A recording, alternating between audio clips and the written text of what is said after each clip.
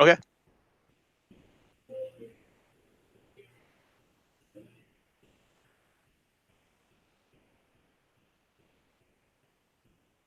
What up, everybody? Another night. We got honey and peanuts. We got honey Hey. peanuts in the house. Hey, what's up? So OP3, we're going to be talking about propaganda. And what was that term that you just said, honey? In Mexico, propaganda is written all over the garbage cans because propaganda means trash. It's garbage. It's useless information. Right? And well, not useless in the terms of what they're attempting to do or achieving to do in many cases, but nonetheless, for it is trash. It's useful for those who have eyes to see. Well, I got a question for you though. So if you're in Mexico, right? If they call the trash propaganda, what do they call the recycling? I don't know, sweetie. They don't recycle over there, my knowledge anyway. Anywhere I've been, I haven't seen any kind of recycling bins. Well, so let me ask you this. Probably do recycle. What do they call propaganda in Mexico? Oh, right. I don't know. I'd have to look that up. I just know that propaganda is written all over the garbage cans. Oh, yeah. You go to the airport or you go to any type of terminal or any city place, you'll see the trash cans that say propaganda. I like your new thumbnail, honey Ann. So, oh, thank you. That's me. Right? So, honey, I know that you speak fluent Spanish, right? Yes. Okay, so OP3 said he thought, and forgive my my pronunciation, basura means trash. And basura. La basura. Sí, es la basura. But the proper word for a receptacle would be propaganda. So is the can itself propaganda or the stuff that goes in it propaganda? The stuff that goes in it is propaganda. What's the difference between that and basura then? La basura. Well, propaganda is a proper word. Basura is like uneducated. It would be the difference in somebody's in somebody's it'd be like I'm going to go throw out the garbage or I'm going to go throw out the trash. Voy a tirar la basura. Yeah, I'm going to throw out the trash. I got you. Oh, one's like slang, kind of, or informal, I guess. O busca el receptacle de propaganda. Look for the trash can, but that's proper. Interesting. Well, it must be related to what the meaning of the word is. I mean, I guess like the way we use it, that knowledge is like trash. It's like not good or something, right? Mm-hmm. Well, I mean, we have different ways of wording it too. You know, trash or waste. You know, we call trash different things as well. True. Mm-hmm. So, anyway, so just touching on the burning of the cathedral in Notre Dame in France, right? And all the churches that have been burned, right? Recently, right? Like huge amount, really a lot of churches. You notice that all the churches that have been burned are like Catholic churches. And in the media, have you noticed that a lot of these buildings, Cowboy, are remnants of the Tartarian Empire, which they are destroying all evidence and proof that this civilization existed. All right, so this is where I'm going to go with this, and I don't want to offend anybody that's Catholic because, again, my best friend, man, I got to tell you that I don't have any friend closer than this guy, is Catholic, and I believe he's saved. Okay, so there's nothing to do with Catholics because it's no different than the Christians that are led astray that are saved. Right? I mean, I think God reaches out to people in both that because of the belief in Jesus Christ as your Savior. But we know in the hierarchy of the Catholic Church and the hierarchy of even Christian, like what's his name, Joel Osteen, things like that, right? So bear with me on this. If you look at all the Catholic churches that have been burnt, and now they're kind of blaming it on the Muslims, right? And we know they're pushing for, the Pope and everything for one religion and everything. And these Catholic churches that are burning, and they're blaming the Muslims for it worldwide, and then calling it Muslims attacking Christians, right? Well, I mean, if you look at it, like if you hierarchy of the Catholic Church, we know what they are, who they worship, right? Like Joel Osteen in Christianity, right? So when we do named religions, not the people that go to the congregation, we're talking about the hierarchy. I'll make that very clear. And then the Muslims, well, they all worship the same Satan. Yet they make it. It's almost like they're doing this thing where they're working together to destroy the true believers in Christ and making division and working together on this almost. I don't know. It's kind of weird. The merging of those two religions is called Chrislam. I'm sorry, what was that? I was just stating that the merging of those two religions is called Chrislam. And Joel Osteen's father is a Scientologist. Oh, you're breaking up on us, darn it. The merging of the two religions, Catholicism and Muslim, or Islam. It's called Chrislam. It's called Chrislam of Oh, Islam. interesting. Islam and Christianity is called Chrislam when it's merged. Oh, interesting. Did not know that. And Joel Osteen's father was a Scientologist. Oh, that's interesting. So that really? teachy preachy good feeling he's teaching everybody is not actually religion. It's just a feel good kind of sermon, to make money. Mm-hmm. Yep. He's in Texas too, right? I don't know. I think he is. I think he's in Houston. But I watched his father when I was a young teenager, and my mother is the one that pointed out to me. She was like, "Honey, that's not Christianity. That's Scientology." So. And it was a feel good. It was a teachy preachy feel good kind of thing. It was Joe and his wife, and when she was his girlfriend still, and his daddy. Yeah, wow. And NASA Liza's here. Welcome, use and abuse. Be free.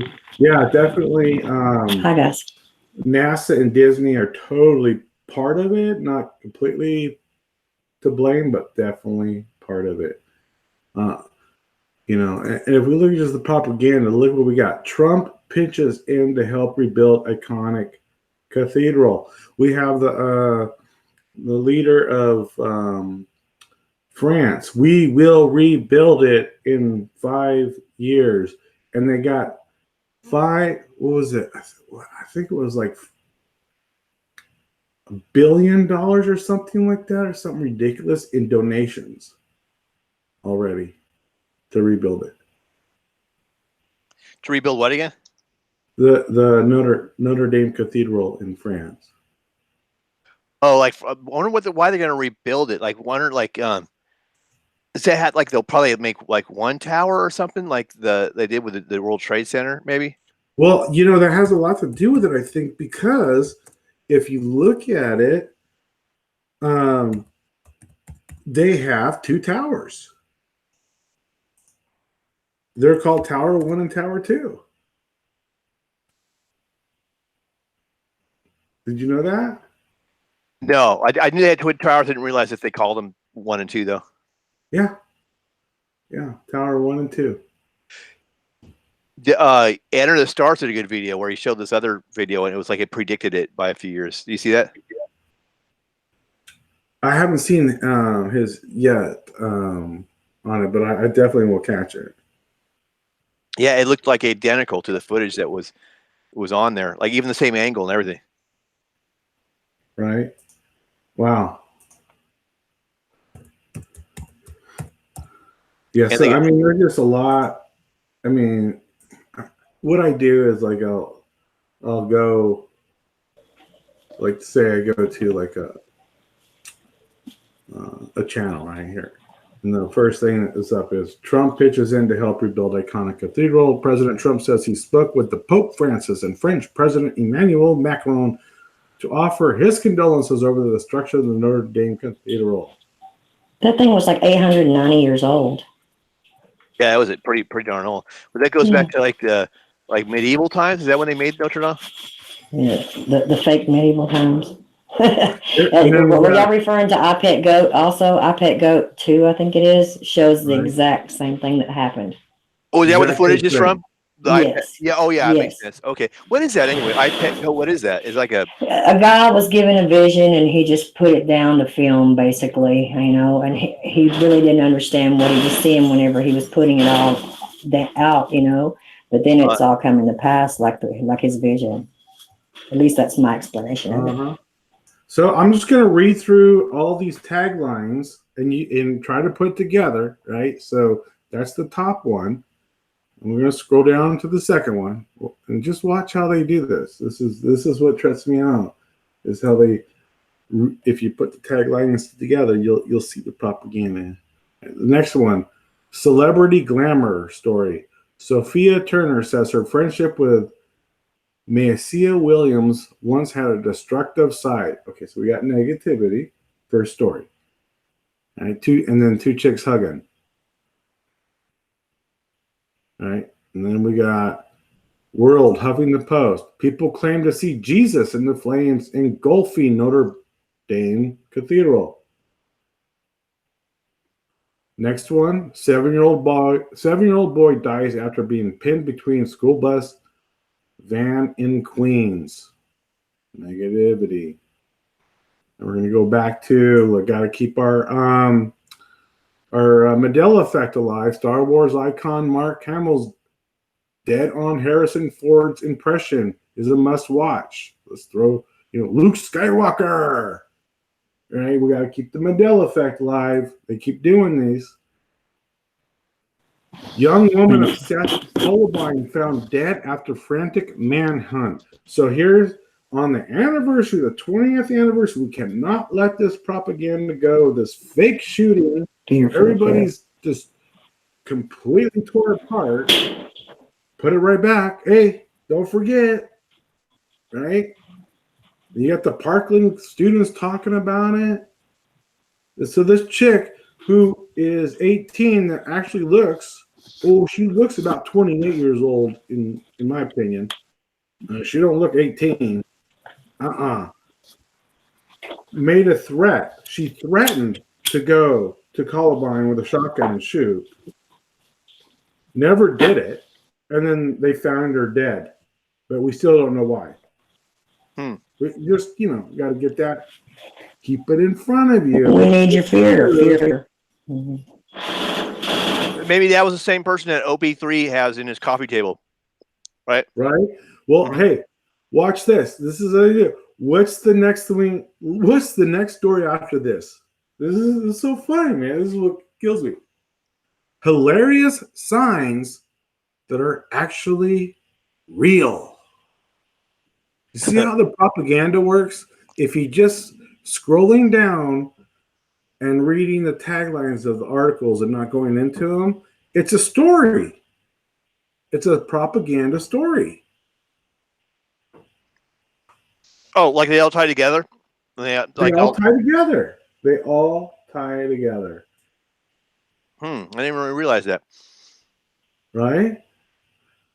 What's the story again? Like kind of read it back to me real quick, please. Which one? Which part? Well, from the beginning? Like read it to me as if it was one whole story, like what happened. Right. Trump pitches in to help rebuild the iconic cathedral. Sophia Turner says her friendship with Maisie Williams once had a destructive side.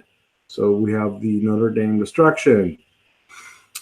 People can claim to see Jesus in the flames of the engulfing Notre Dame Cathedral. Then a 7-year-old boy dies after being pinned by a school bus in Queens, right? Got the Queen now. Star Wars. Mark Hamill's dead on Harrison Ford's impression. Must watch. Young woman obsessed with Columbine found dead after frantic manhunt. Hilarious signs that are actually real. Read it, and where does your brain go? Right? I don't know. Legendary Notre Dame roof astounded Middle Ages. Carpenter. Right? And we know Jesus was the carpenter. So they saw Jesus in the cathedral, and we have a story where legendary Notre Dame roof astounded Middle Ages carpenter. What does that mean? But the thing is, your brain picks up on all this crap. Right? Just like just like a song that you could play that if you played it backwards, your brain would understand it. Yeah, that makes sense. I can see that. Maybe like have you any theory as to what the point is behind that they're trying to convey with all those stories titles? You got up on the hilarious Mandela effect being real whenever he said that stuff. With Luke Skywalker, Harrison Ford, hilarious things. Mm-hmm. They think it's hilarious. Ted Cruz gets burned. Right? Burned. For tasteless Disney princess tweet about Notre Dame. Interesting. Well, Cruz means cross, right? So gets burned. It's tasteless. Yeah. Disney, right? And you got the cathedral church and the priests in Disney. We know what that means. The print, right? Uh-huh. I don't know. I guess I might be weird in the way I see these things. I used to get mad, but now I laugh at it. There's nothing weird about that. I pick up on commercials, on a regular basis. George R. Martin had dinner with a dying GOT fan who he didn't know was sick and prepared to cry. What? I mean, seriously. What? But do you notice that everything in all of this so far has been death, dead, death, dies. Jesus. Yeah, I did notice that too. Yeah, you're right. Everything right? You see how the story goes? Right? See, I think the Notre Dame had like the black and white Masonic tiles on it too. So, and it was probably Masons that made it, right? That constructed it back in the day. I wonder, like, if there's any other kind of gematria associated with it, like maybe where it was, like on the latitude and longitude or something, or what the date was on there. And then it was April, before the Coffin Uprising mentioned Beltana, whatever it is, like where it's like 2 weeks before that. So there's that. I don't know. I'm not sure what else to make of it other than that. Like so we saw Star Wars earlier, right? Uh-huh. Now we have another. Just scrolling down, here's the next one. We got another Mandela effect. We got what is the rooster dude in that cartoon, right? In Looney Tunes. I say, son, we got a Looney Tunes quiz here. I say, boy. Right? Keep throwing the Mandela effects out there. Foghorn Leghorn. Yeah, love it, right? Yeah, he's funny. Foghorn Leghorn. Now, let me tell you, boy. Or however, I can't do it. That's the last I've seen that cartoon. Right. Honey, can you imitate him? Can you do Foghorn Leghorn? No, I can't. I wish I could. Right. So here's the next story. Just read into it. We're going to talk about Khloe Kardashian's shady ex Tristan Thompson with his cryptic message. Cryptic message. I say yes. I can't get Foghorn Leghorn off my mind now. Dun, Dun dun dun. Anyway, I mean, I could go on and on, but yeah, that's you could do it. You could read it and definitely see what they do. All right, so Cammy sent me this Oh, yeah, the Demon dog. Queen at Fire of Notre Dame Cathedral. See for yourself. So here's another one. Okay, so we have somebody doing YouTube where they've seen demons. Yet, if you look at mainstream media, they see Jesus. When they saw demons in the trade, when the towers went up too, Mm-hmm. big old demon faces in the cloud of smoke. Oh, they saw demon faces in Notre Dame's fire too. Well, they called it Jesus, Oh, okay. Maybe but other people, Cowboys saying that other people said that they saw demons. Okay, so Mr. Boy, forgive me, man. I am so bad with names. Rolia. You know what? I'm not going to try. You want to try to pronounce it? And there, I don't want to hack it up too much. And, by the way, he's new. Okay, cool. You know what? I haven't done it yet. I should have. Let me go do that. He's got a lot of Mandela Effect stuff on there, right? Cool. Yeah, I'm going to go sub him. Actually, he has 0 subs. I'm your first sub, brother. There we go. But he's got a lot of playlists, and it looks like a lot of good stuff, and, follows a lot of the same people. So give him some love. Roly Lala. So he says that he heard that Chucky's Cheeses is back to Chuck E. Cheese. Not sure about that. But, Hey, they played "We Are the Champions" and it played "Of the World" today. The end of the song said "Of the World." Did it really? It blew my freaking mind. My husband and I were listening to it. Yeah. Why is it supposed to end differently? I can't remember. Well, yeah, they said "Of the World" never existed at the end of the song. So we must have done some shifting or something's happened. So you say end like "We are the champions of the world," and it says "of the world." Right. They don't say that. They didn't say it for how long, Cowboy?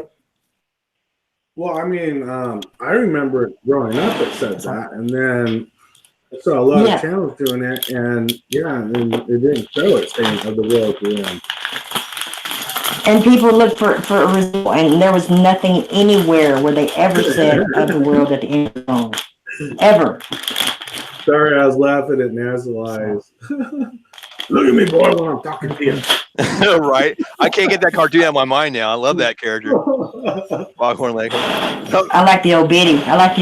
The one with the glasses. Oh, right. Oh yeah. The one that had Tweety Bird.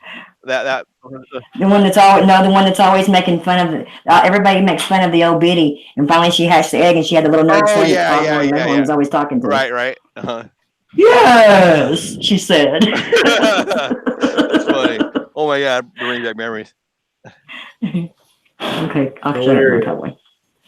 And then we had Biden, right? I don't know how many are you familiar with Biden groping all the little kids on that one where he was taking pictures and everything, and he was totally groped these little girls. Yes.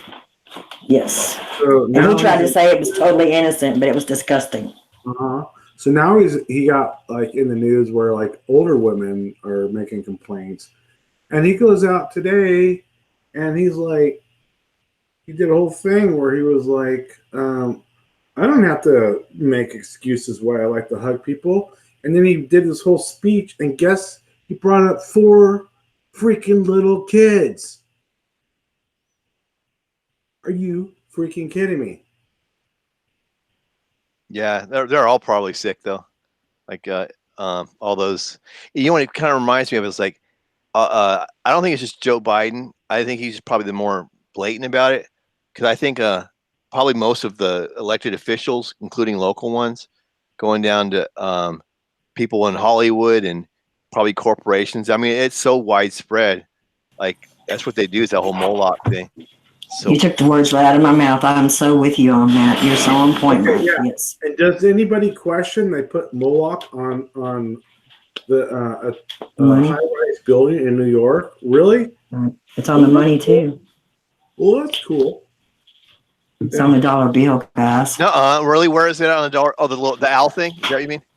Yes. Okay, I know what you're talking about. It's that owl on the corner, Yes. right? You're right. Yeah, no doubt. Yes. Yes. And then like if the dollar has the it spells out Mason and the when you do the connect the dots and the pyramid thing. And that's clearly and plainly sacrificial. You know, it's sacrificing children to the god Moloch. You know. Yeah, that's what it comes down to, isn't it? Like that's what all this Yes. was about. Is yeah, it's so sick. Like the The most. murder of our children. You know, all Yeah. these abortions and things. Oh my god, and all the kids that go missing and Yes. no one even worries about it. And wow, that's so like of all the things I've been through, I think I've never been through anything like that. I can't even We don't imagine. realize that we're fixing to be held accountable for all this shit, guys. Mm-hmm. Let me ask you this. Use and abuse brought up something, which is very interesting. Hunchback of Notre Dame, Yes. Yeah. right? Okay. I think I'm going to Google that because I think that's Yeah, you should maybe look at what there's probably some hints in there, like in that novel, right? Like when was it made? Maybe it has something in the date, or there's maybe something in the storyline. Is that the same as the Phantom of the Opera, guys, or that's different? That's different. Okay. Yeah, Phantom of the Opera. That's the guy with the mask and all that. And Yeah. I guess it's similar though in this. Okay. In that the connection is that in Phantom of the Opera, the guy is always he's kind of trapped to his backstage of the opera wherever he's at. Whereas He's the one that had elephantitis, right? maybe I don't know about that. You're probably, Yeah, it is. maybe, or you're thinking of the Elephant Man, maybe, or maybe they're same. I don't know. I think Yeah, the Phantom of the Opera, I think, did have elephant. Maybe I'm wrong. I don't it know. might be. He has some kind of deformity, huh? Why he wore the Okay. mask? Honestly, I don't remember. You might be right. But they were similar in that the Hunchback of Notre Dame, he was kind of like stuck to Notre Dame. He couldn't really leave there. Sort of like in the Phantom of the Opera, that guy had to kind of hang out there too, where he was at. So I can see how the stories have that similarity, you know. well, that's Yeah. kind of interesting. So it's about back in 1829. And it says largely to make its contemporaries more aware of the value of the Gothic architecture, which was neglected and often destroyed, to be replaced by new buildings or defaced by replacement of parts of the building in a newer style. Sounds like Tartarian Empire again. Sorry, I keep going back there. That's where my brain's going tonight. Have you researched that, the Tartarian thing? Yes. I don't know anything about Yes. that. All I know is like some of the words are match up. There's a phrase that says if you scratch a Russian, there's a Tartar below the surface or something, right? Yeah. Well, I mean, that was a worldwide empire, what I've seen, in my research. So And they were giants. how long ago, according to what you've looked at, how long ago was that Tartarian? Well, Mike, that's one thing. People can't get their story straight. Okay. I've seen people discuss this in the 1900s. I've seen them discuss it about the 1800s and the 700s. So, I mean, I'm not too clear on it, but I can say that I've noticed that Tartarian architecture was everywhere, and here in the States, it was abundant. If you look in the 1900s, where there's a lot of film, that shows the old buildings and all. And, to me, let me just give this point and I'll shut up.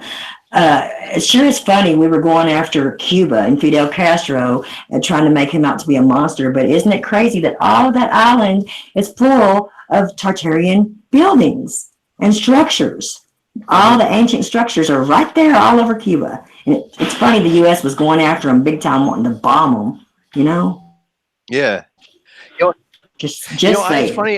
Whenever I listen to you, Honey Ann, one of the things I notice is that Yes. you say things like that. You like humble yourself a lot. You're always like, well, you assume, or at least the way you speak or something. It's like, hey, like you have to excuse yourself for making a point.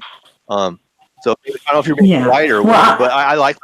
No, that's just my personality. Okay. You know, I mean, I'm not a professional. I don't have a college degree. This is just my assertion of what is going on. You know, that's all I can say. I like listening to what you have to say. That's all I'm saying. Well, thank you. Okay, go ahead, Cowboy. Get back to your point, sweetie. No, I'm just like kind of. I'm glad Tammy brought that up. I mean that's from 1829, and they were saying this book that they wrote. They're actually giving some credence to it from back then, where it says, for instance, the medieval stained glass panels there had been replaced by white glass to let more light in the church. This explains the large descriptive sections of the book, which far exceeds the requirements of the story. So, I mean, this is like almost like that pre-programming part of it. And this book is from 18. To this day, we still cannot replicate Tartarian design. Did you know that? I did not know that. To this day, we still cannot. It's so advanced, we still cannot replicate it. Well, now, Notre Dame. What does that mean? Is that like the Virgin Mary Notre or Dame. something? Yeah, like. Well, what's Dame mean? Like, does that mean like Dame, like a woman, or what does that mean?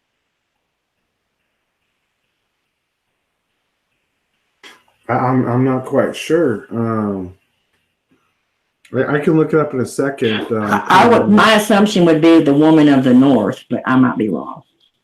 Oh yeah, you're right. That makes sense. Woman of the North, right? Yeah, like Norte or something, right? Notre Dame would be like the Northern Woman or the Northern Dame. I'm just guessing. Oh, that's interesting. I had no. You're right. It's probably that doesn't seem logical. But Dame, I think, is a woman, like a damsel or something. The woman of the North. Yeah. Well, who is my next question is, who is the woman of the North? Who are they talking about? Maybe it has to me. No. You're right. I'm kidding. Oh, you're not the woman of the North. You're more like the woman of the South, right? Get it? But maybe it's like ISIS or something. You know what I mean? Or the mother of Tammuz or something. I don't know. That's a strong possibility. Yep. I think Cowboy's looking it up. I'm looking. So that way we can get our facts correct. Tammy's from the South too. So we had two women from two James of the South. Two Southern belles. Right, two Southern belles. Except I'm a foul-mouthed Southern belle.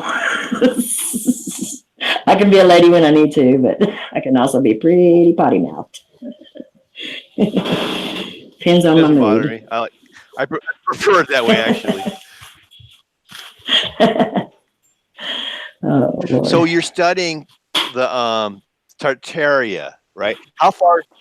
I did a lot of studies on it, and I found I liked them out. And the only thing left of them was tartar sauce. Is that related? Is that tartar sauce related to that? Yeah, tartar sauce and some of their buildings is the only thing really left of their. You know what? Now I think about it, though, destroyed. That makes me not want tartar sauce, right? So I don't want like some tartar's, right? Sauce, so to speak, right? Look at it; it looks like that kind of thing too, doesn't it? Tartar sauce. You look at it. Yeah, They're like, come on. Well, they're saying that the Tartars, Peanut, go back to the giants. They're offspring of the fallen. Okay, that's what they're like. All the buildings were made. All the buildings were created for giant people. Right. The structures. I mean, if you look at the entrances, it's like for people that are 8 to 12 feet So their tall. tartar sauce is just like a drop of what they left behind, right? They are, right? Yeah, that's it. I mean, other than their structures that people lie about, right? Like a big fishy money and shot. They had free energy. We're thinking that these old structures are fireplaces, and they're not. They're for a source of heat. Like they use like gas lighting, I believe.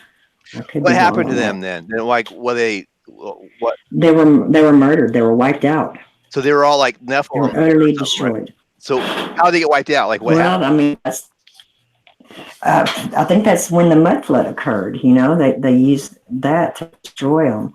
And the ones that were left, I just heard this today, that somebody was in I think it was in Russia, and they were like on this high-rise building, and they had like a telescope. And one person told the guy that was, the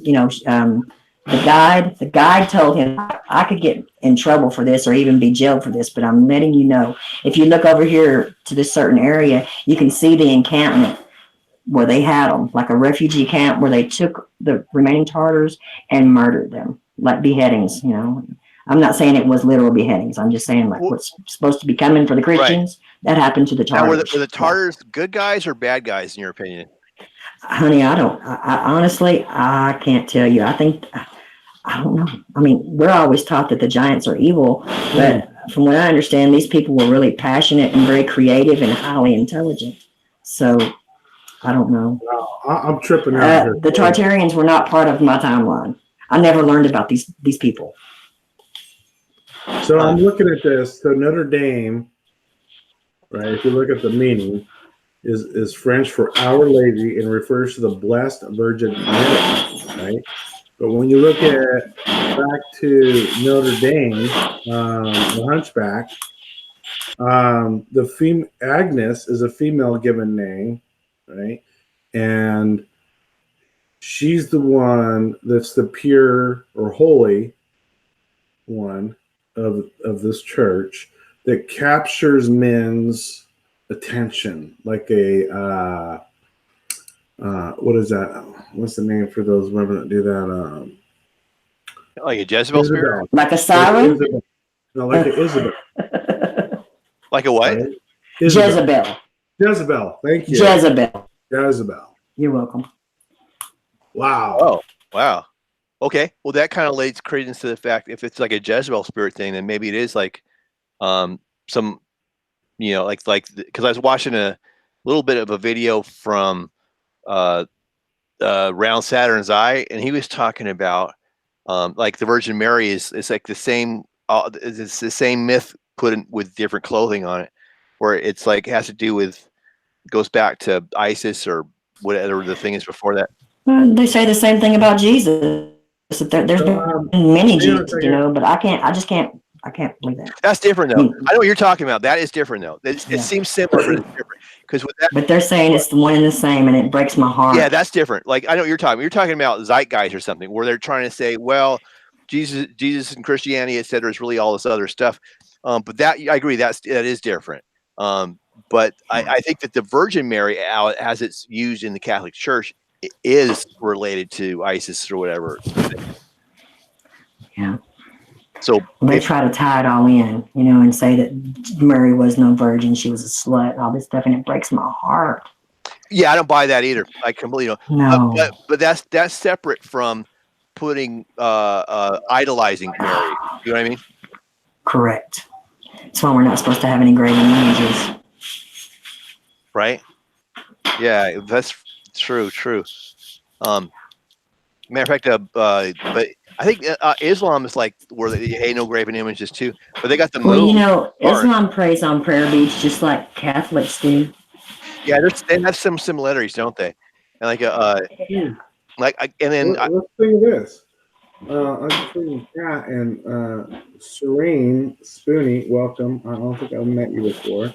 She says Notre Dame de Paris equals Our Lady of Paris. Tammy says, right, Serene, they call it their Statue of Liberty. And then if you look at like our Statue of Liberty, who gave us our Statue of Liberty was well, it was a building that burned, though, not a statue. Am I correct? But France gave us our Statue of Liberty, right? So is that their Jezebel, their ISIS, right? That they gave to us, and that we're not supposed to put anything into idols, right? Correct. Well, that's the whore of Babylon right there. That's what this. Right. So Tammy says she can't understand. She looks androgynous, doesn't she? So Tammy, you can't understand us. Are we too loud or muffled or what? Can anybody else understand Honey and I? We sound clear to me. Yeah, I can hear everybody. Yeah, I don't have an issue here. I'll turn my volume down. Too loud. Loud. Well, I've got my volume down. okay, because I was talking louder because last time people said they couldn't hear me. So just anyway, so hi Modelo Reality, Joe Dar, Hi. Jesse, Mad Peeman, welcome. Matt Hyman. Come in. Sorry, you know me and my name. I wouldn't want to be a P-man.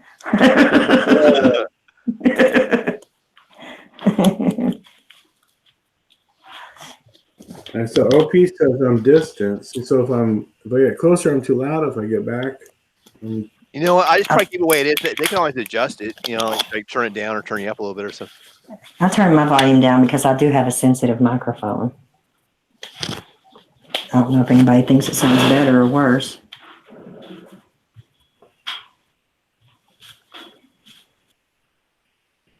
yeah, I don't know. I think Like an old I Chevy. have In to the get, I gotta background. get a headset. That's all there is to it. I have to get a headset. There's nothing like an old Chevy. What are you talking about? I know. I like old Chevys. That's what. In fact, I wish I had an old Chevy, like a Nomad or something, or like I a have an 82 Chevy. or like a '57 Chevy. First car. Well, yeah. Well, we have a pickup truck too, but it's like a 64. Oh, they're cool. But it's Right on. a project. Yeah, the 82 Camaro was the first car I ever bought, and I just wouldn't get rid of it. So, honey, Too much. I know that you're doing something there, but whatever you're doing there, it's like really loud for your. I'm not doing anything. I'm just sitting here. Oh, okay. What's loud? I don't know, they're hearing background noises, so I'm not sure. Maybe it's the.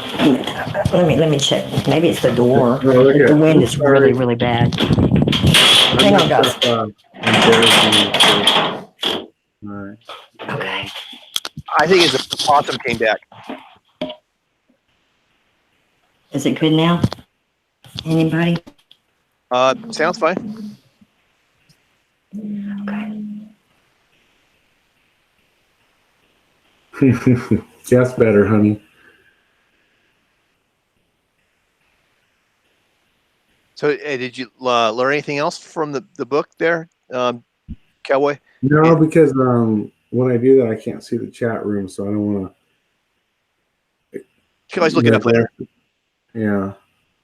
I thought that was interesting. I mean, that was a great point, Tammy. Thanks for bringing that up. Yeah, that was a good point. I agree.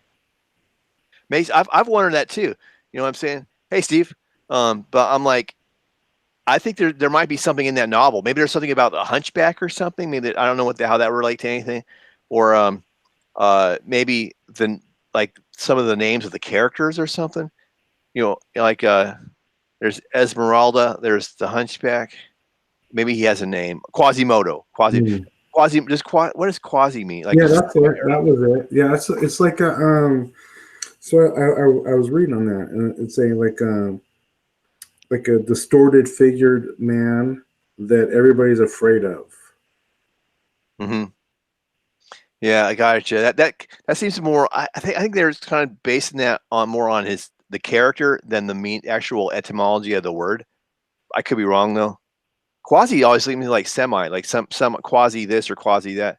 It maybe means like, I don't know, not sure, but yeah. Either way, I'm curious. I think there's probably more stuff. Who wrote that book anyway? Was that Quasi like multiple? You mean? Is that what you're saying? Victor something. Oh, Victor Hugo. Is that who wrote that? Yeah, Victor Hugo. Did he write? What else did he write? Did he write like Three Musketeers, or is that somebody else? I mean, I can't remember. Then so and maybe there's like a distance between when the book was written and then minus like the years of when it burnt or something. Maybe that adds up to 33 or something, or I don't know. Well, if you add up the year it was made, it comes out to 2. Gematria, like Twin Towers 2.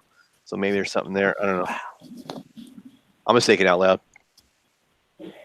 Well, you're probably thinking in the right direction, Peanut. Why, thank you. You're making me feel good. Well, I imagine, when we get together and we start making our brains click, we always come up with the correct answer. Eventually we're vindicated. Let's put it that way. We might sound a little nutty at the moment, Right? but we get vindicated. But even though it might, check it out though. Even though it's nutty, there might be a kernel of truth in it, or I don't know.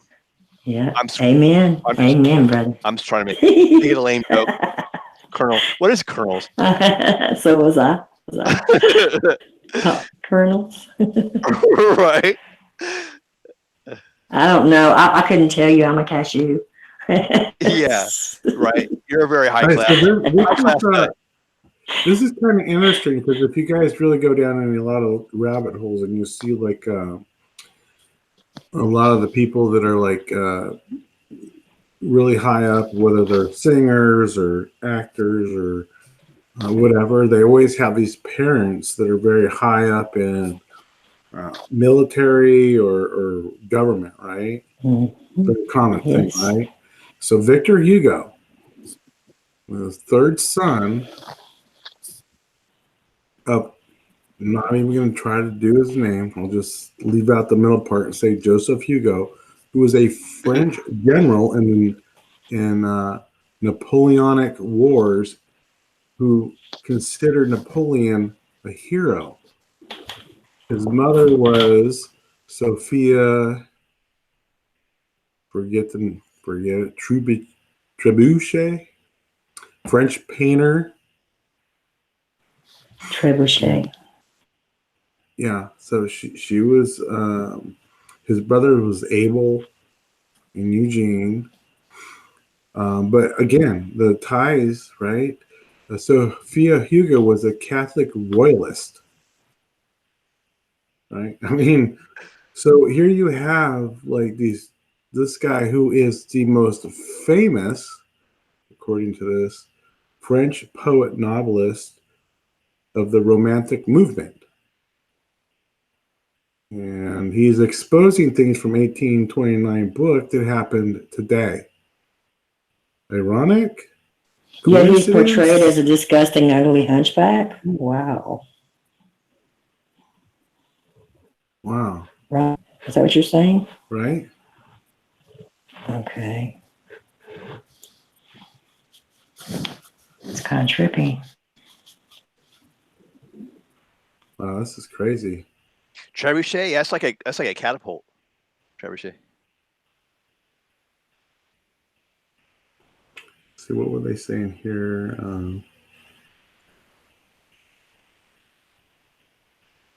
Of course, he's all over the place. The same place that all the places that Hitler was: Naples, the Alpines, Rome.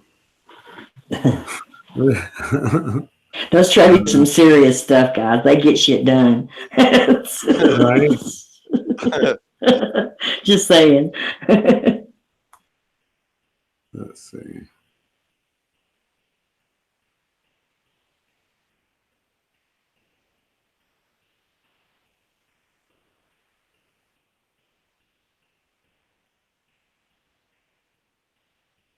So apparently Hugo did not have Catholic beliefs, and his wife did. That was kind of controversial for their time, wasn't it? Right? Mm-hmm. You could still be put to death for your beliefs. And he had poetry and fiction reflect passion towards the king and faith.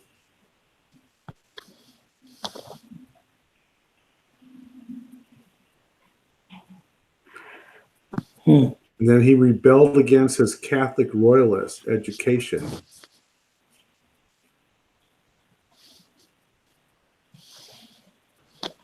It's how this is crazy how this all ties together, right? I mean, this is 1829.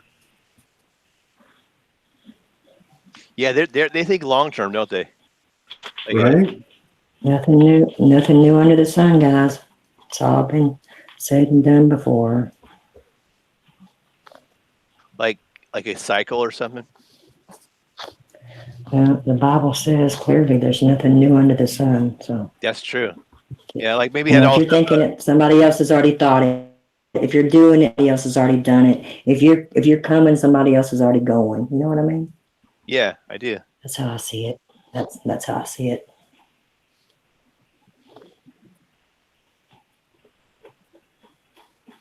So a lot of times you can look back on things that have occurred in the past and you can get your answers for the present.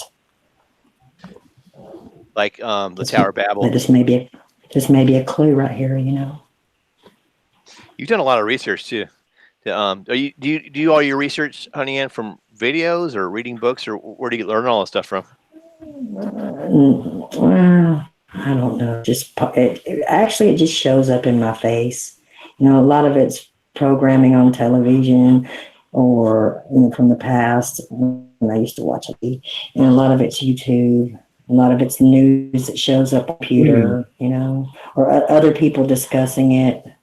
And then if it's interesting, then I'll go research it, So let's I'm not a BSer. This is interesting. Okay.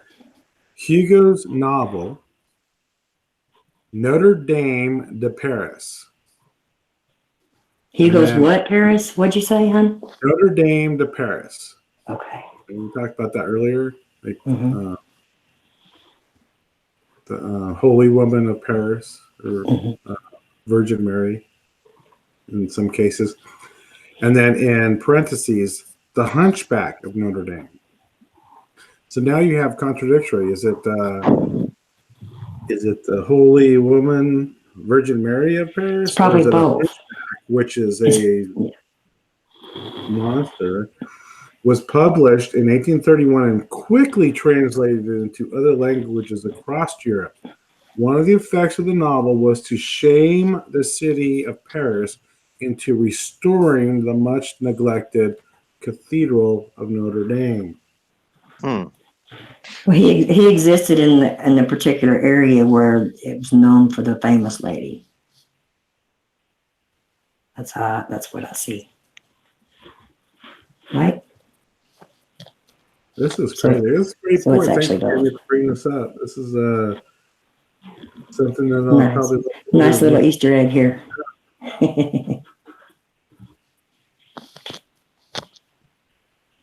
Interesting.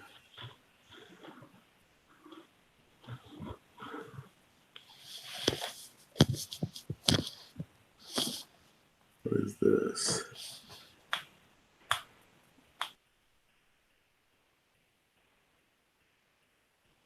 Yeah, there's a lot of information on this. I would say you guys just go ahead and Google it, and look into it. There's a lot here on this.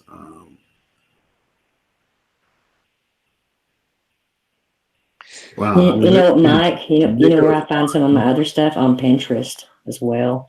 Oh, Pinterest. Oh, yeah, that's There's a lot of good stuff on Pinterest, honestly. Don't they sell stuff on there sometimes too? On Pinterest. Well, there's advertisements. It's Etsy that sells. Right on. Yeah. I'll have to look at that more often now. Uh-huh. I got I'm not sure it was Pinterest or some other site, sort of like that. I got a really cool guitar strap from there. It's like one of a kind. It looks really neat. I'm not sure it was Pinterest, but something like that. Maybe I saw something that led me to another place. I don't even remember now. Well, Etsy sells things, and so does eBay. That's it. Etsy. That's where I went to. I get some really cool stuff and like really unique things I can only find there. A lot of old school stuff. Yes. Yeah, like they and handmade items. Yeah, I got a handmade like guitar strap from Australia. Mm-hmm. It's super cool. It's like it has like this kind of like the 60s style like almost like hibiscus flowers on it or something. Kind of looks like something would come in from the background of SpongeBob or something. It's really cool. That's neat. Yeah, and there's only like one of them, so I like stuff like that. That's there's only one where everybody else gets stuff that's I think manufactured. Yeah. Yeah, I think it's like what it is. You're like that too because you write your own poetry, you make your own artwork. You're very Yeah. creative, right? So Yeah. I think you're like me in that way. Like there's two ways to look in the world. Is the one way of looking at the world is seeing it the way it is. The other way of looking at the world is seeing it the way it could be, or something. Yeah. Like My if- mama's always told me I look at the world through rose-colored glasses. Really? Yeah, Huh. because I want to see the innocence in everybody, and it's just not like that. you Well, know? maybe there is innocence in everybody. Maybe you know what I mean? Is it because kind of like we're all a little bit of both, I guess. You know, like the good and the bad, maybe. Yeah. I just want to see everything is good. And my mom, has always told me you're setting yourself up to be hurt because this is an evil, wicked place. Well, maybe it just depends on who you're hanging out with. Yeah. But like I told Cowboy's always saying that I'm such a sweet person, blah, blah, blah. I'm only sweet until I expire. When I expire, watch out. When right. That's when someone takes a sip and they're like, "What? Wait a minute." Don't bite me because I will bite back severely. You might need stitches.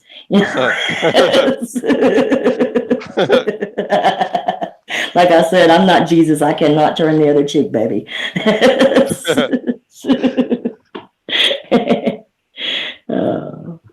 I find that hard to believe. Well, you know what I mean. I can take so much. All of us are that way, I'm sure. Right.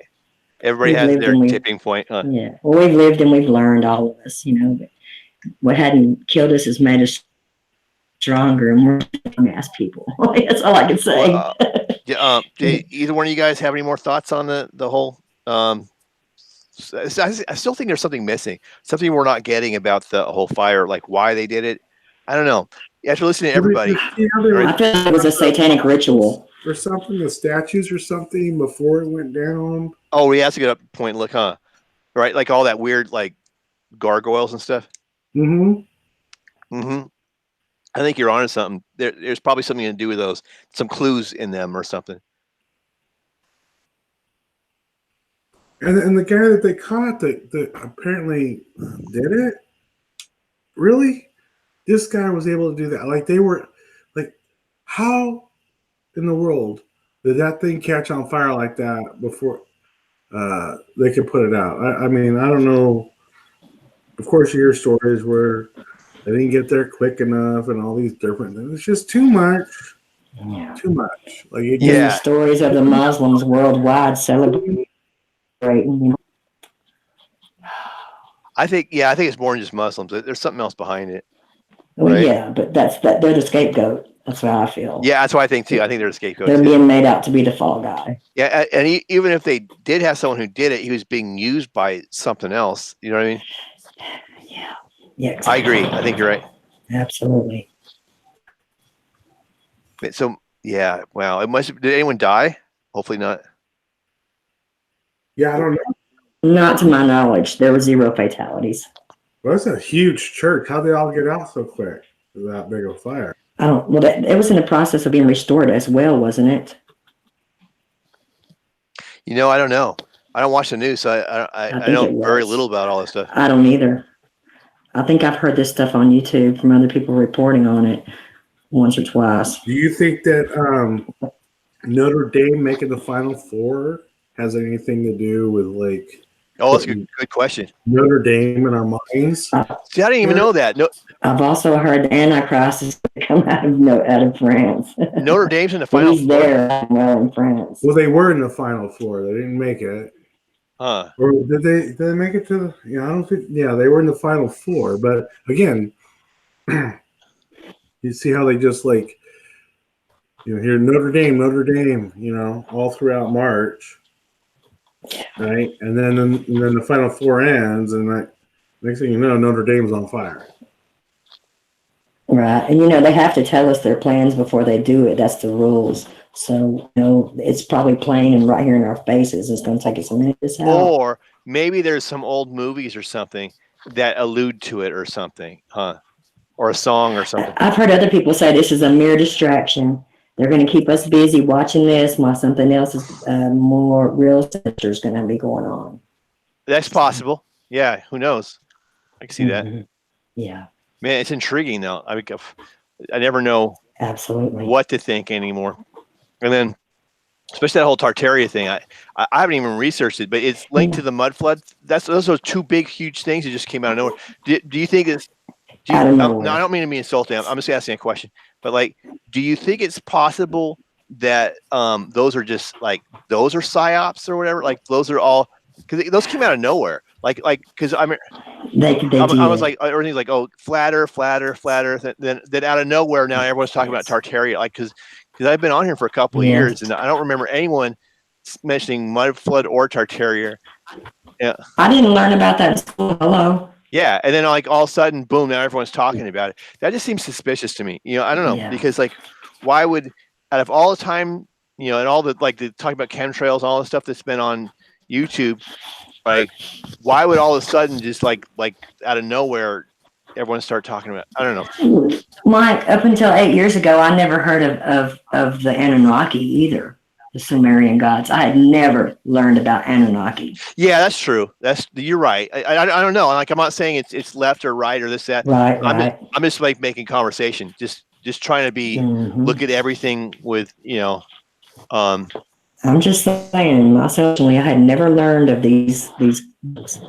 There's all kinds of There's stuff never I didn't no know. Anunnaki and gods, no creators besides our own Heavenly Father. Yeah, the Anunnaki are those go back to those what the Sumerian gods. There's like they get confusing because there's the Sumerian ones. They all go by different names. Sumerian and there's Babylonian, which is different. Right. Well, the Sumerians were created by the Anunnakians, and they state that the Anunnakians came here to mine gold, and they created the humans on this planet by combining their DNA with the hominid being that existed here already. Oh, interesting. So that's kind of like the same mythology they pushed with the Alien movie that just came out recently, like a couple of years ago. The Alien, I forget what it's called now. The one where they you guys, do you remember that the latest Alien movie? I forget what it's called. Prometheus. I'm just saying. Yeah, I saw that, but I'm just saying. They're stating that the Anunnakians are the ones from Nibiru, the Nibiru, the giants. They're trying to say that the same fallen angels that we call in our religion are the same Anunnakian gods, merging the things together. I'm sure they are. And they also state in the Sumerian history in their tablets that our Bible is located in their history, and it's only a teeny tiny portion of all of the truth. Our Bible is just like a little tiny dibble of all the truth of the history of this planet. That's going to make a lot of people fall away from religion. Yeah, you're right. They're going to come with all kinds of deceptions, aren't they? Yes, right? Sir. Yes, sir. I mean, like, because they could come up with a million lies, but we only need one truth. That's right. Yeah. Oh my gosh. Yeah. I think we're like in the last days too. Like some people think that, well, it's going to happen in years and years from now, but everything's like accelerating at such at the end. I think so too. I think we're going to live to see it. That's how close I think we are. Yeah. Oh, yeah. We're supposed to. This generation shall not pass without seeing the coming of man, of the Son of Man. You know. I mean, this generation. Now, my mother always thought it was the generation from 47, but I think my mother had it wrong. I think it's the generation from 68 or 69 on, which is our generation. Well, couldn't a generation, like in a sense, be like, let's say someone was. Well, I think it'd be like 100 because people live to 100. So, like, what if you're like born in in the Bible it's 70, sweetie? 70? Oh, it is. Oh, yes. Yeah, I don't know. Then I'm not sure. I see either way. I think there's just too many things that line up. Even if it's not exactly 70, I still think that it's gonna like anytime now they're gonna bust out the third temple, and then that's when stuff's really gonna hit the fan. Well, they've already started the foundation for it, right? So I think the Antichrist is here right now. Yeah. You know what I'm saying? But like, Cowie, didn't you say like that there has to be some big fiasco happens first, right? They had like a big war or something. Tribulation started when the sign in the heavens happened last year. That's just my opinion. Oh, it already started? I think just my opinion. Okay. Yeah, I think there's going to be like something major that happens Well, yeah, the Antichrist has to go see to Satan, and the Well, temple I of think there's Zeus. be something that major happens before the Antichrist comes. I Yeah, think well, I that think he's here it's though. going He to take just hadn't. population first Uh huh. to where they can get the population in a more manageable, controlled environment to where the Antichrist comes and presents the mark of the beast. There's no way with all these people with faith right now. They're gonna what they do. They're gonna be doing the depopulation because they cannot control all of us. No matter what they do, they can't control all of us. We can overthrow the government at any point with that many people. They get us in a controlled They're already doing environment, and depopulation. the depopulation Hmm. and the remaining people are like begging, right, for help. Then the Antichrist comes and he's the hero. Yeah, you're right. That does make sense to me. Something I agree. Something big has to happen, right? Because he has to be the guy that says, "Look, I've got the answer." Or whatever. We're What supposed are you to get moving hit around? by asteroids. That sounds pretty big to me, Are guys. you moving around? Because your avatar keeps coming up with that noise in the background. No, I'll mute myself. No, you don't have to mute. I don't Okay. know what you're doing. Just maybe with your headset, is it hitting something, or you don't have to mute. I But yeah, always stay muted anyway. If I'm not talking, I always stay muted just in case. but and the other thing I was saying too the other night to you, Mike, was where the scripture says that it's going to be a weapon of unknown weapons. So whatever weapons that we can think could be the one that does it is not it. Now, it's not to say that these other weapons might not take part in part of the depopulation at some point, but the massive one is going to be something that either they have or are working on that we don't know. It's a weapon of unknown weapon, meaning that so if there's any weapon out there that we have any clue of that could do some devastation, that ain't Well, it. listen, might I add this in, Cowboy? Wormwood means bitter water, and we're supposed to be hit by an asteroid, actually two of them, and when it hits the planet, it's going to make our water toxic. Like the Bible says, bitter water, oh, wormwood, right. wormwood. Help me out with that with the asteroid because I'm a flat earther. So in order for there to be an asteroid, then there it doesn't work with the flat Earth. Yeah, well, that's just the way I was always taught. You want me to go look up exactly where it's at and come back? I'll go do my research real quick, and so that way I can cover it and show you. Well, yeah, if it's in the Bible, because Yeah, okay. I know I'll be the right Bible back. says that the Earth is stationary, and therefore, if it's stationary, right, and there's firmament above and below, I mean that to me that's where a lot of it goes with the flat Earth, and but so the whole space thing and that's another whole subject, and we got NASA lies in here, and that you can do another whole show on that with NASA. Yeah, for sure. That's like a whole topic right there. Do you think that like what Mad's saying is that it was the same weapon that was used for the California fires as was used with Notre Dame? Oh, it could be. I mean, look at the fires that were here in California. We know that was technology. I mean, I don't care how they spin it Right. in mainstream media. The footage, you don't even need anybody to even say anything. You just have to look at the footage, and that's not natural. That's for sure. And then you have the people that don't even know about conspiracy theories, right? Those are the people that, like, when you bring up Mandela effect, they look at you like you're a freaking nut. They're the ones talking about those weirdest stories as eyewitnesses to this. of what they saw. There was people that lived in Chico that said that they thought a storm was coming in. They saw this big Mhm. black cloud coming in. I thought it was a rainstorm coming in. Yeah. Nothing unusual about that. Right. When it hit, it wasn't raining Yeah. water. It Uh-huh. was raining metal.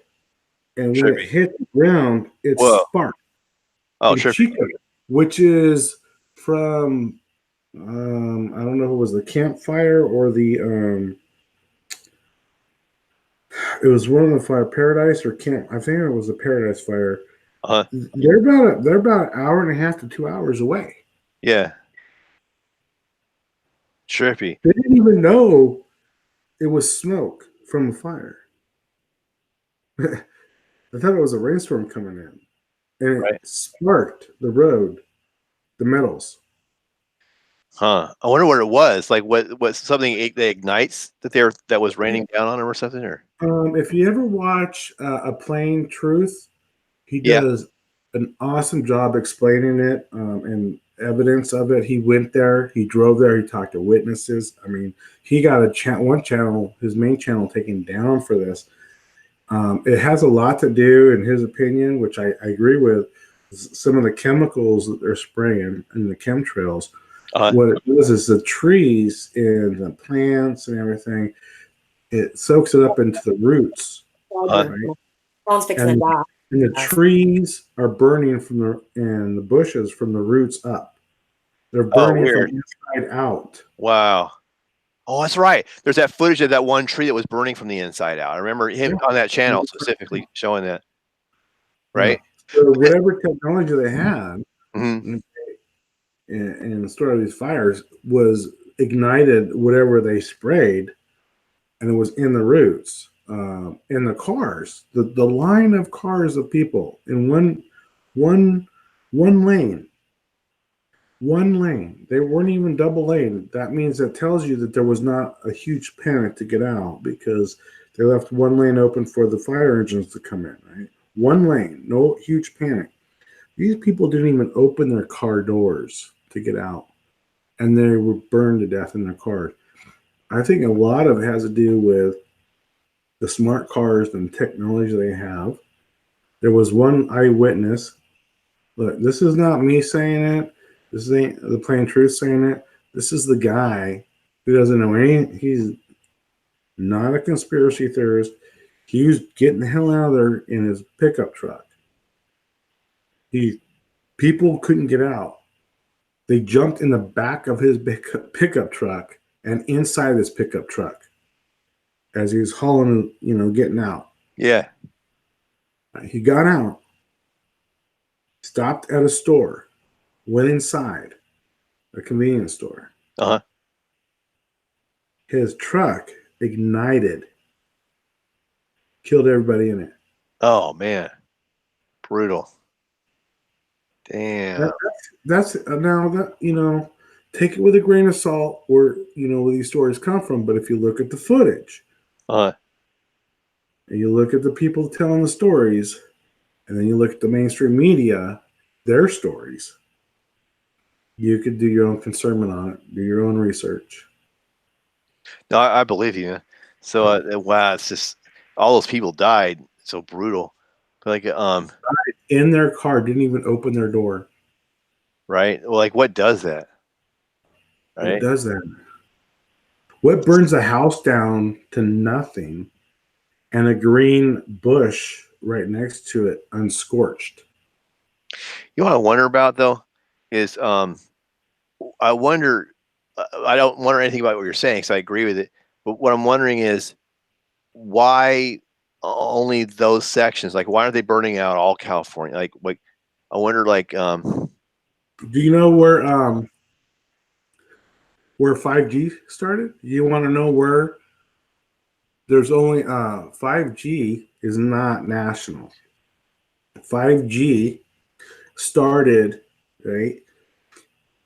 California was one of the first, I believe, 3 states, and not the whole state, certain areas of it, right?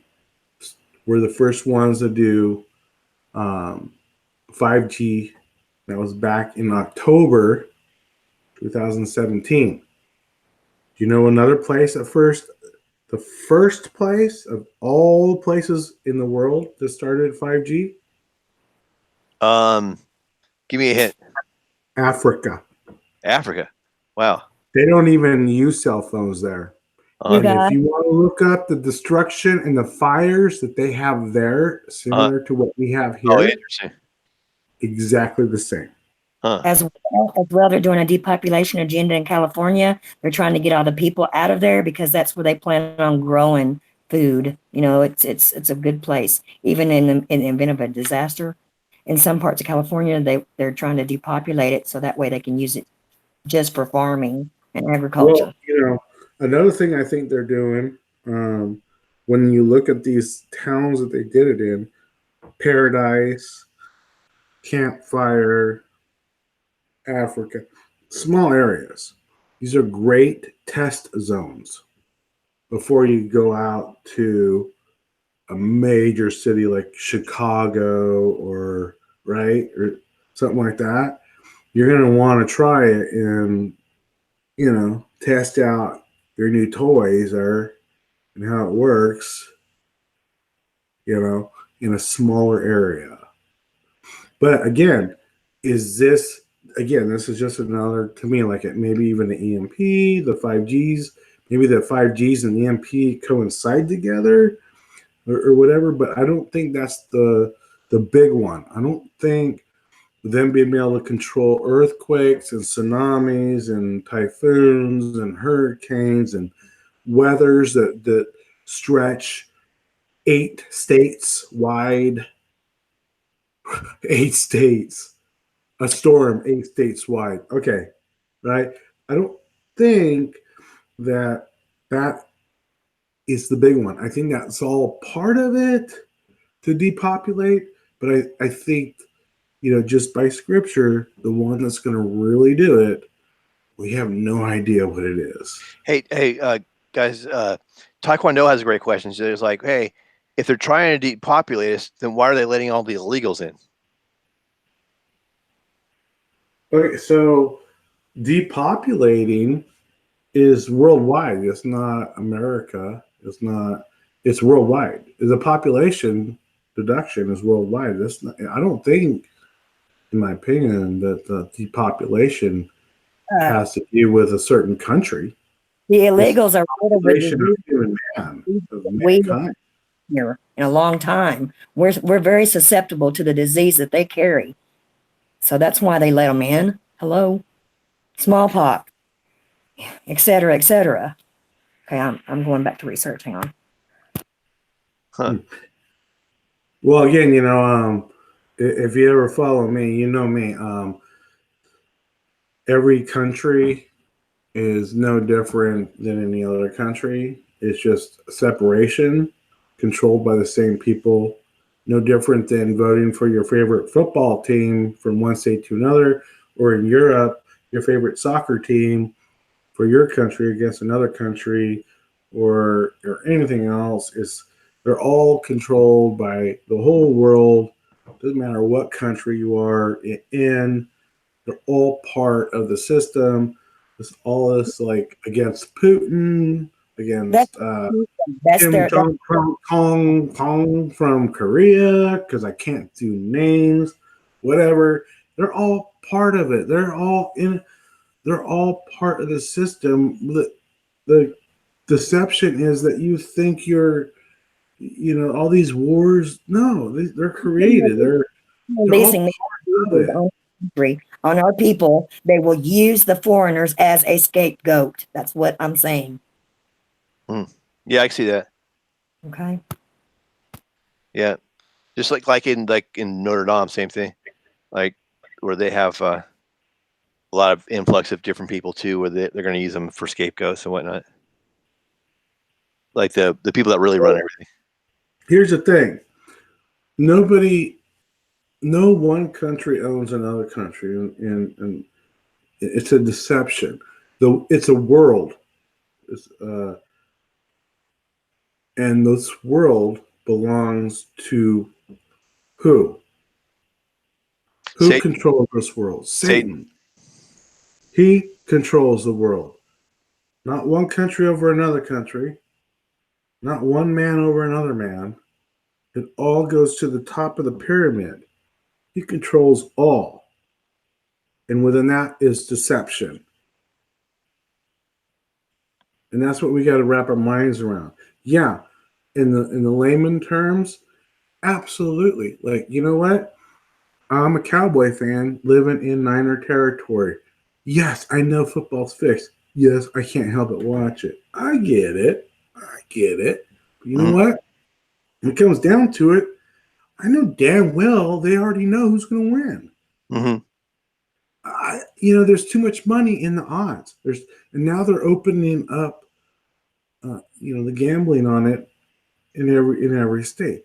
That's where the money is. I mean, I get it, but I know we get wrapped up in like America against Russia, against North Korea. But when you look at it in the bigger picture, we're just being deceived. We all should be people of God in this world that's controlled in enemy's territory, in Satan's world, who controls everything. Dude, you think that any man in any country is going to have any power over Satan's domain here, running it? They're all part of the system.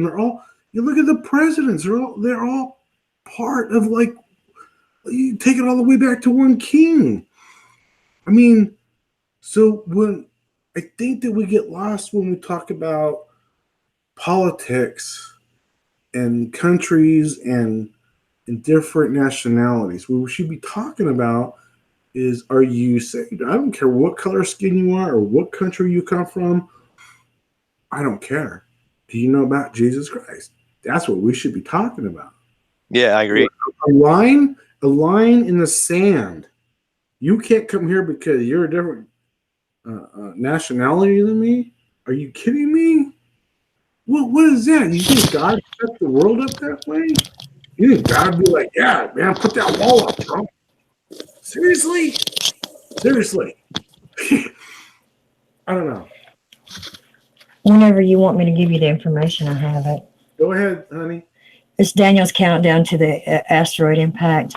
And in Daniel, it's 32, it talks about the image, and the head was of fine gold, and his breast, and his arms of silver, and his belly, and his thighs of brass. And it goes on down, it says, thou sawest that a stone was cut out without hands, which smote the image upon his feet that were of iron and clay, and brake them to pieces. And just a second, I'll tell you the rest of it. So the Bible says asteroid? Well, it's the same thing. It talks about the stone and it being cut out without hands, and it smote the people and it broke into pieces. That's an asteroid. Reread it one more time for me, please. Okay. This is Daniel 34. Thou sawest till that a stone that was cut out without hands, which smote the image upon his feet, and that were of iron and clay, and brake them into pieces. Mm-hmm. But there's more to it. It's not just that. There's more. Okay, well, let's look at this. You know who Medusa is? Yes. Did you ever hear? What happens when you look at Medusa? You turn to stone. You turn to stone. So, Hillary Clinton is Medusa, right? So I'm not saying it's Medusa. And I'm not saying. Well, it says the fourth kingdom shall be strong as iron. You know, Daniel is what tells you about the asteroid. You know, and if there's no space, then where do meteorites come from? And when you sit there and watch a meteor shower. Well, they could come from the firmament, like a piece of the firmament fall off or something, maybe. Right. Okay. Well, I mean, good point, Mike. Thanks. She has a valid question, and I appreciate that. And you know what? I don't have an answer, but I also ask people with all the things that they talked about meteors and asteroids hitting our atmosphere non-stop, and many of them break through. How come not one satellite has ever been hit?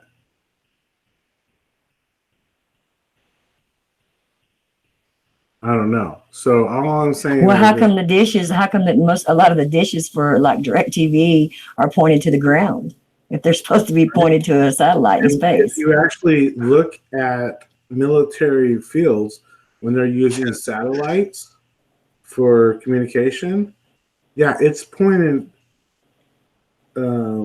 across the land, not up into the sky. I don't know. I have a hard time with the whole satellite, all the millions of satellites in the sky. I don't know, because why is it that TV is on satellite, but my cell phone isn't? I don't know. There used to be satellite cell phones, remember? Right, but it's called cell phone. Yeah, but there used to be satellite cell phones. Those were the ones that the Army used, and then they were available to the public as well. Right. You don't remember that? I do. Yeah. Alcatel. And listen, in Daniel 45, it says the stone was cut out of the mountain without hands, and it brake in pieces the iron, the brass, the clay, the silver, and the gold. It's another passage. Okay, but that's, and you got to remember the Bible is full of metaphors. So, and a part Exactly. of the metaphor, If that's not a metaphor I just read, then what is it? I don't know. I mean, See, I mean, everybody has their own opinion on this stuff, you know, I just tell you where I derive my answers from when you ask me about asteroids impacting the Earth. Yeah. no, I can see where you put that together, but I mean, you can look at it many different ways too. Yeah, you can. You can. So Tammy wants to know do you believe in magic? I'm sure that's a song, You but believe in magic. Well, I absolutely believe the Mandela effect is a derivative of magic, high satanic magic. I think, I don't know if you guys ever watched any of those videos on those guys. I used to watch them all the time, like David Blaine and Yes, Chris Angel. they're coerced with demons. Oh my gosh! You used to wonder how could they do. Well, now you know. Well, the demon serves them all the days of their life, but when they die, they get to go serve the demon. Yada yada, big fun. It's not worth it. Yeah, it's totally Not worth it. Yeah. And it's a fiery stream issued and came forth from before him. That's another one. It's another one. I mean, there's several verses. I've got gobs of them. I'll shut up now, but I have a lot of proof about the burning flame, the stone, the asteroid. Okay. I could do a whole stream on it myself, actually, I mean, that could be, honestly, it could be something, a weapon that they use, honey, that mimics an asteroid to help with the alien deception. I can see. Daniel 2, 34 and 35. Thou sawest till that a stone was cut out of without hands, which smote the image upon his feet and were iron and clay. Anyway, okay, I'll shut up. You don't have to shut up. Keep going. In fact, I'm going to go have a smoke. You roll with it with Peanut. Yeah. Okay. And I'm actually going to tell everybody I'm leaving instead of just disappearing. You're not going to sneak up on us this time. Right. Yeah. Yeah, but and it's Daniel's countdown to the asteroid impact. Daniel was written approximately in 167 BCE. 50 CE at the latest. So this knowledge was given to him. Wasn't he a dreamer? Yes, he was. Daniel's definitely a dreamer, Yes. right? Interpreting dreams and all that sort of thing. Mm-hmm. But I've been taught this my whole life, about us being hit by not one asteroid, but two. We'll get hit by one, and then there's going to be like utter destruction. And then after the first one, we'll get hit by another one, and then the United States gets taken over. I don't know what's to become of us, but that's what's supposed to happen. And, Trump's throwing propaganda about Russia this and Russia that when we know they're good friends. We're not going to be attacked by Russia. This is, like I said, it is all propaganda, and it's a surefire way to get him reelected. And after he's reelected, the shit's going to hit the fan. That's all I have to Wow. say. Well, yeah, that might Yeah. happen. And who knows? You might be It's right. going to happen. Oh, Yeah. I mean, I feel it's pretty valid. yeah, I can tell you feel really passionate about it. Yeah. I mean, it is what it is, I can respect that. I feel like mankind could turn around all this crap, but it's fate. We're just going to keep falling prey to the same old crap. We're going to keep making the same mistakes because of pride, Yeah, pride's definitely a big one. Yeah, I mean, and they keep us separate. I can't stand that. It breaks my heart because I love everybody. They keep us separate in culture. They keep us separate in our faith. They keep us separate in our income, our division, like that. And it just keeps going on and on and on. They're separating us now with the Mandela effect because some believe it and some don't. The wheel just keeps turning and keeps turning, and somebody just needs to break the freaking wheel. And I think that's going to have to be the return of our Messiah. Yeah, I think I read somewhere where it says like if he didn't come back, there'd be none of us left, right? That's right. There would be no flesh left alive. Yeah, man. What? Hey, what? So you think we're in the last 7 years already, right? Well, that's just my opinion. I think the tribulation started whenever we saw the woman in the sky. When that happened. Shouldn't there be like 2 witnesses show up pretty quick then? Well, yeah. I mean, it's time for the ball to start rolling. It's time. We're right here where everything's supposed to start falling into place. And the 4 horsemen of the apocalypse. They've still got to show their ugly heads. And I think they've already started basically. With the famine and flood and disease. It's happening everywhere, all around us, and we don't even realize it. Everybody's too caught up living in their day-to-day grind, and they don't see what's going on right before their eyes. At the end, it says that there's going to be a new heaven and a new earth, right? And I think Yes. there's not going to be any more ocean, though, right? All the seas are going to be gone. I don't know. I just know we're at the very end of this earth age. I mean, this earth age is the last one, and we're at the end of it. It's amazing times that we're living in, though. Like me, I'm such a nature freak. I'm always staring at the sky, and man, the sky is just awesome. If I'm going to go out, I'm going to go out with a bang, and I'm really enjoying the fireworks that are being presented to us in the skies, in the heavens, because they're awesome. Yeah, amen. I love nature too. Yeah.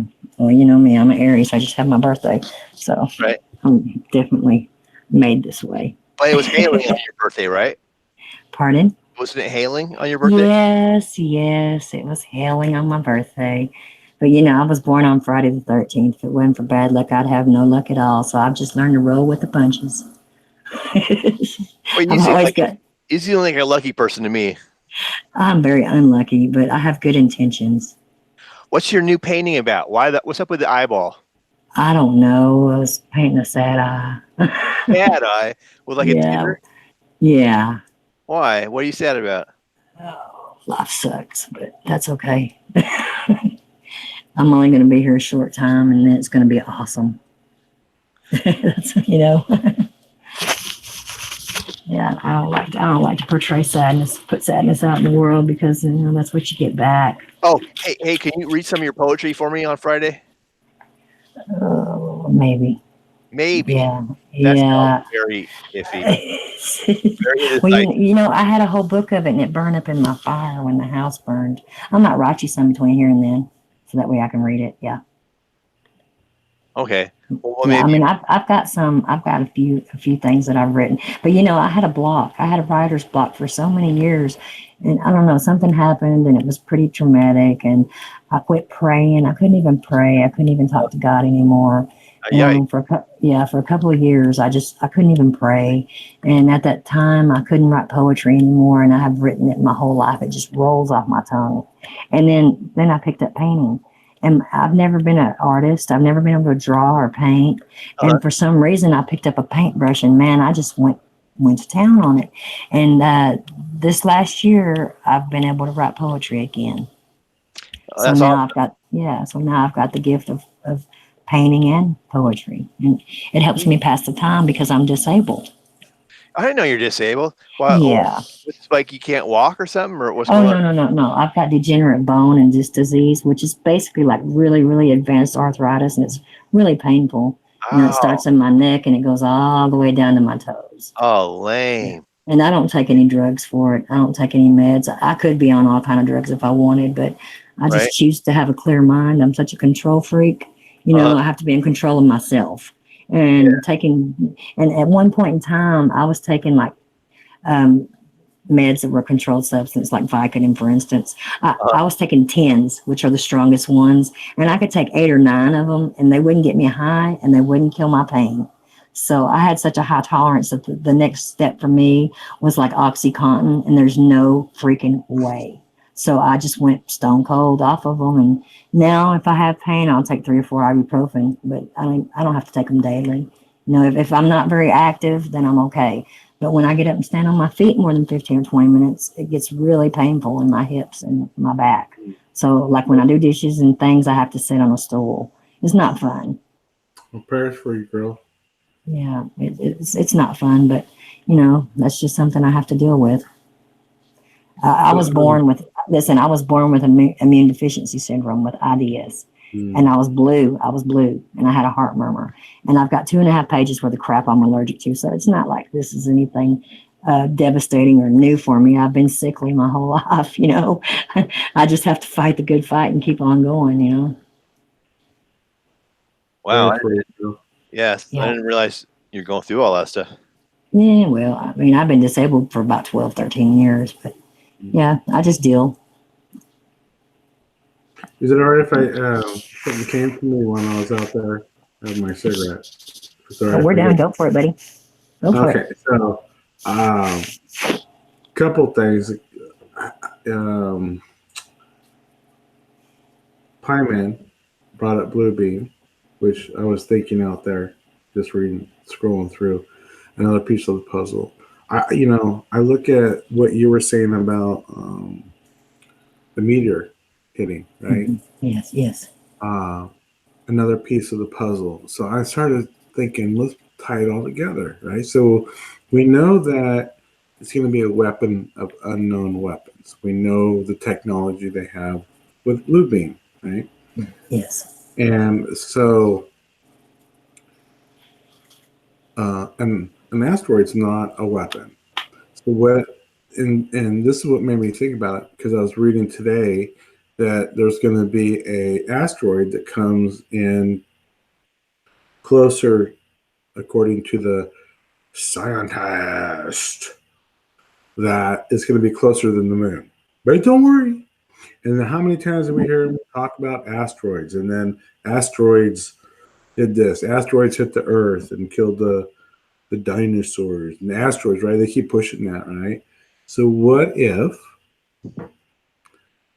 that this weapon of unknown weapons is a form of an asteroid that obviously we would need then not a flat Earth, but the deception of the lies to get the alien deception all ties together. An asteroid comes in and hits, and there's destruction from space when it was actually a weapon that looked like an asteroid that came from space, right?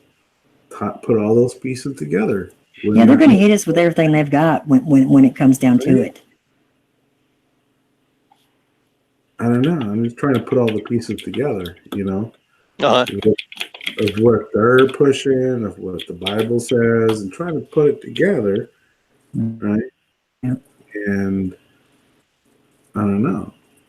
Maybe. Well, they have HARP, and it controls weather.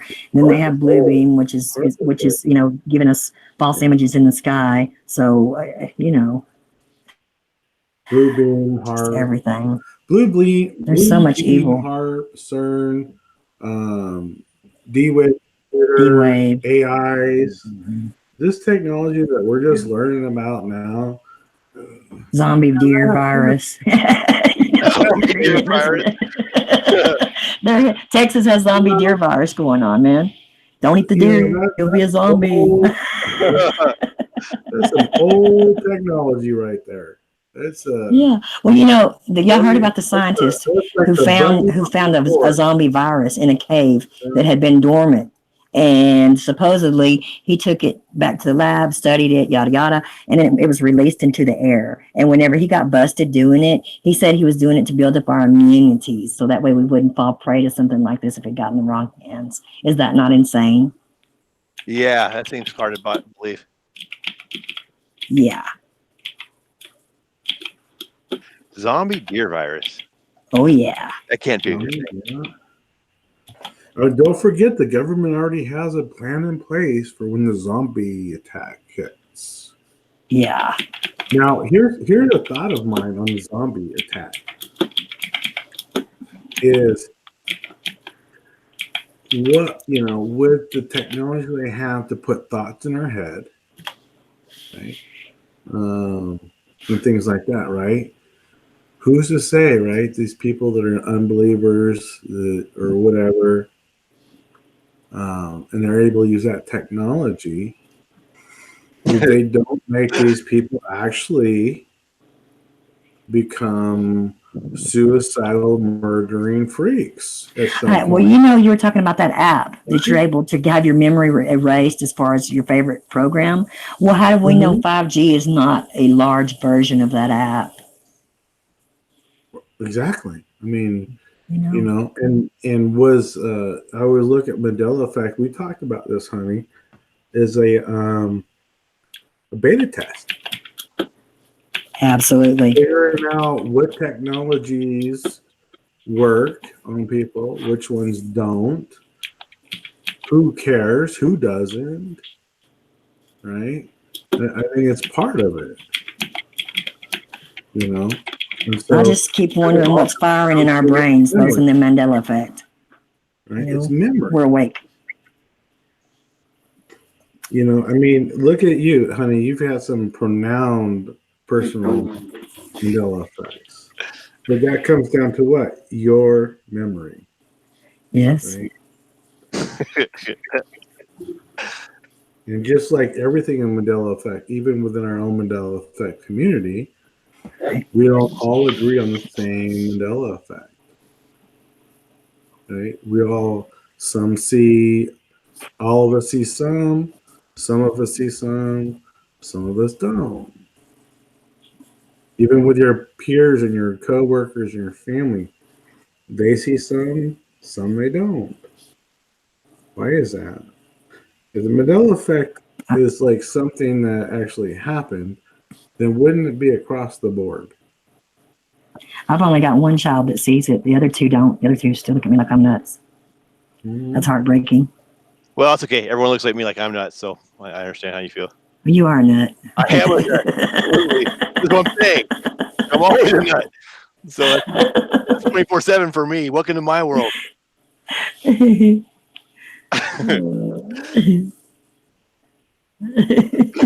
Right? Yeah, you just got to own that. Like I always say that we in the Mandela effect community, we're all a wonderful bag of mixed nuts. We are definitely a bag. Right? Yes. If you all the flavors. If you had to compare yourself to a nut, which nut would it be? Well, you know what I am. A cashew is what you are. Thank you, Mike. See, I remember. Yes. And I'm definitely a peanut. You're a peanut too? Right on. We're brothers. I'm a peanut in a hard shell. Right. You gotta go through, you gotta crack the shell. Then once you get the peanut, you gotta take that little skin off. You gotta go through a lot of work before you figure me out. Right. Peanuts in I like pine nuts. Yeah. Pine nuts? Yeah, pine nuts are good. I think walnuts are good. Or beer nuts. Someone mentioned beer nuts earlier. Beer nuts. I've got some of them here. All right. Cool. Yeah. Awesome. Hi, Floyd. Floyd, Mushroom, Robin Neely, welcome. You guys have been pretty awesome in the chat room, man. You guys are going at it. Love it. Crazy stuff, man. Crazy stuff in this world. I mean, okay, so there's a guy. Want to trip on something I was reading today? Yes. A guy, he's 29 years old. He's going to marry a little robot that's about the size of his hand with long pink hair, like out of his robot head. Huh? And That's what he said that he's this is his third love. The first love he had was when he was younger. It was a lamp. And his teacher freaked out and took the lamp away, and he was devastated. His second love was Prime. What is that in that movie? Oh, God, I'm so freaking bad with names. The semi truck that turned into a robot thing. What is that? Transformers. Yeah, Transformers. The movie Prime, whatever. Post Optimus Prime. Yeah, Right. That was his second love, but only in the shape of the semi truck. I like Bumblebee. But that didn't last very long. Then he saw this little robot with pink hair, and he bought it on eBay for $20, fell in love with it, and has been with it since December 2017, and now he's going to marry it. Yikes. Are you freaking kidding me? This is what our world's come to. So it's like a battery operated love, right? No, dude, it's like it's a handheld robot. You know what? I'll pull up a picture for you guys. I think I can get away with this because this is like on the internet, right? Like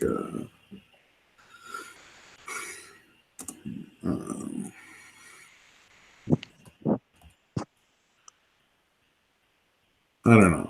I hope I don't get hit for this. This is just crazy.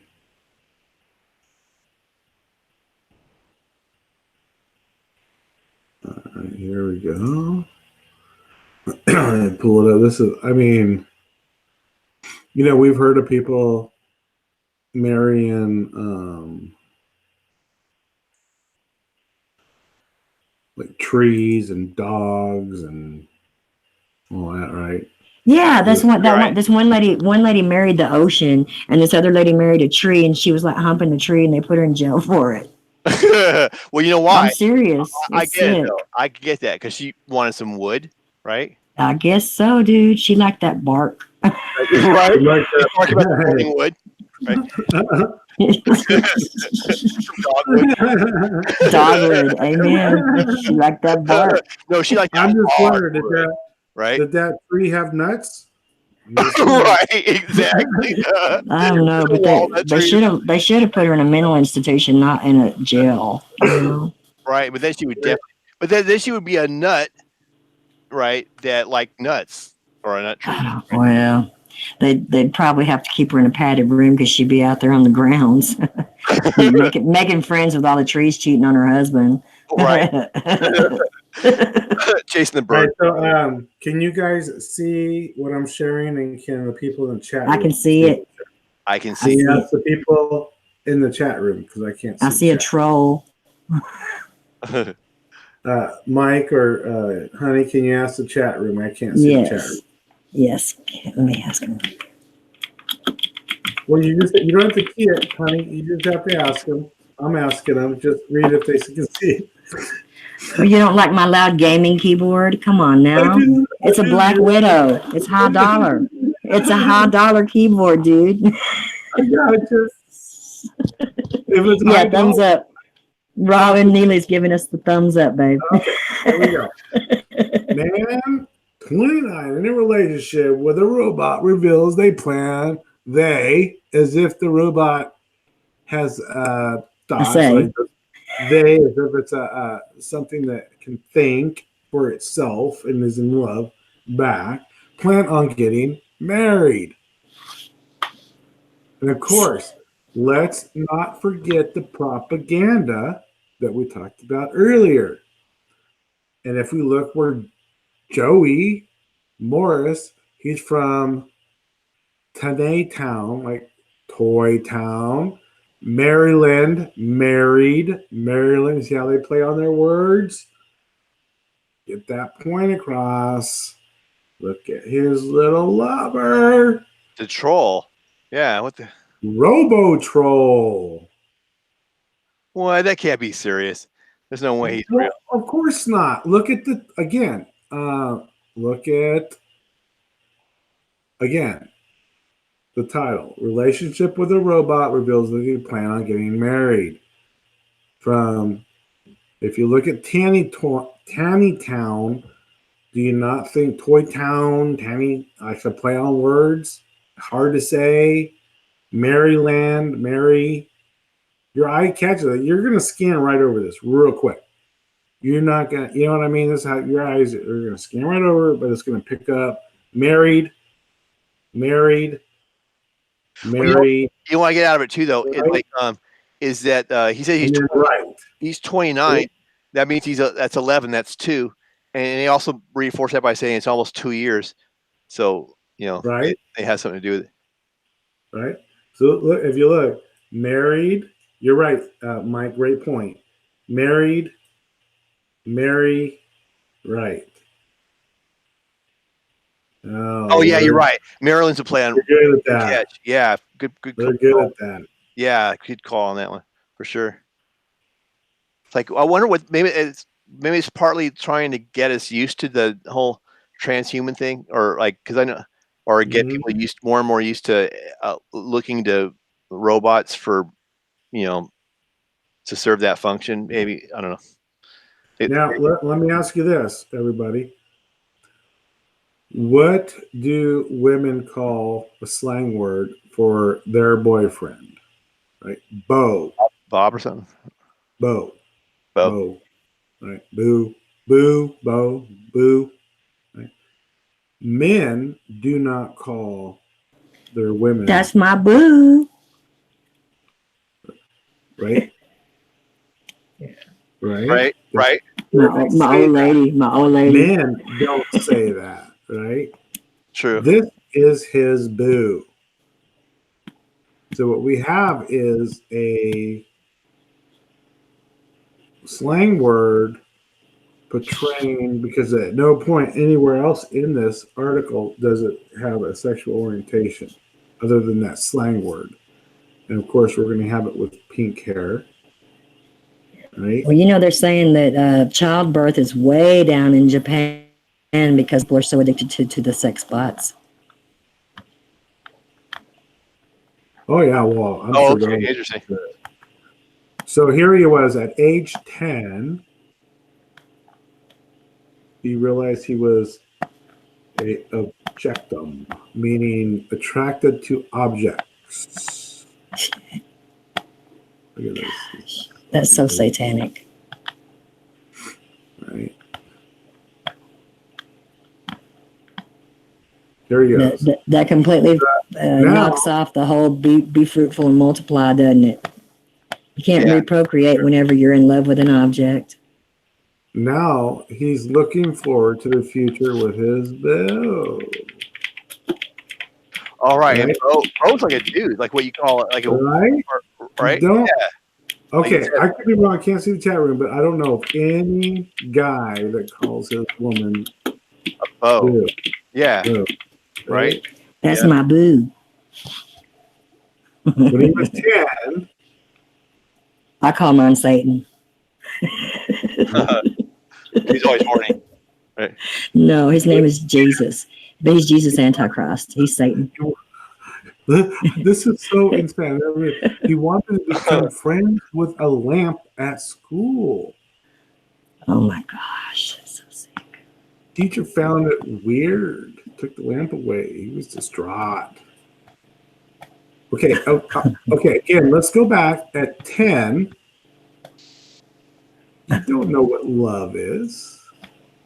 You don't know what love is. You don't know what you're attracted to at age 10. I mean, you know, I guess at age 10, you know that like that she's cute, but you certainly don't know love, right? We're not meant to be sexual at that age. Yeah, that's pretty young. Kind of reminds me of Eve and, Adam and Eve. God feeling that they were still not mature enough to do the things they did in the garden. Then he fell in love with some Donna the Dead. Yeah, here we go with the negative words like we talked about before. In love with the dead. Yes, And Optimus Prime when he was a truck. Optimus Prime. When he was in his truck form. So apparently Optimus Prime got out of his truck form. Didn't work for him.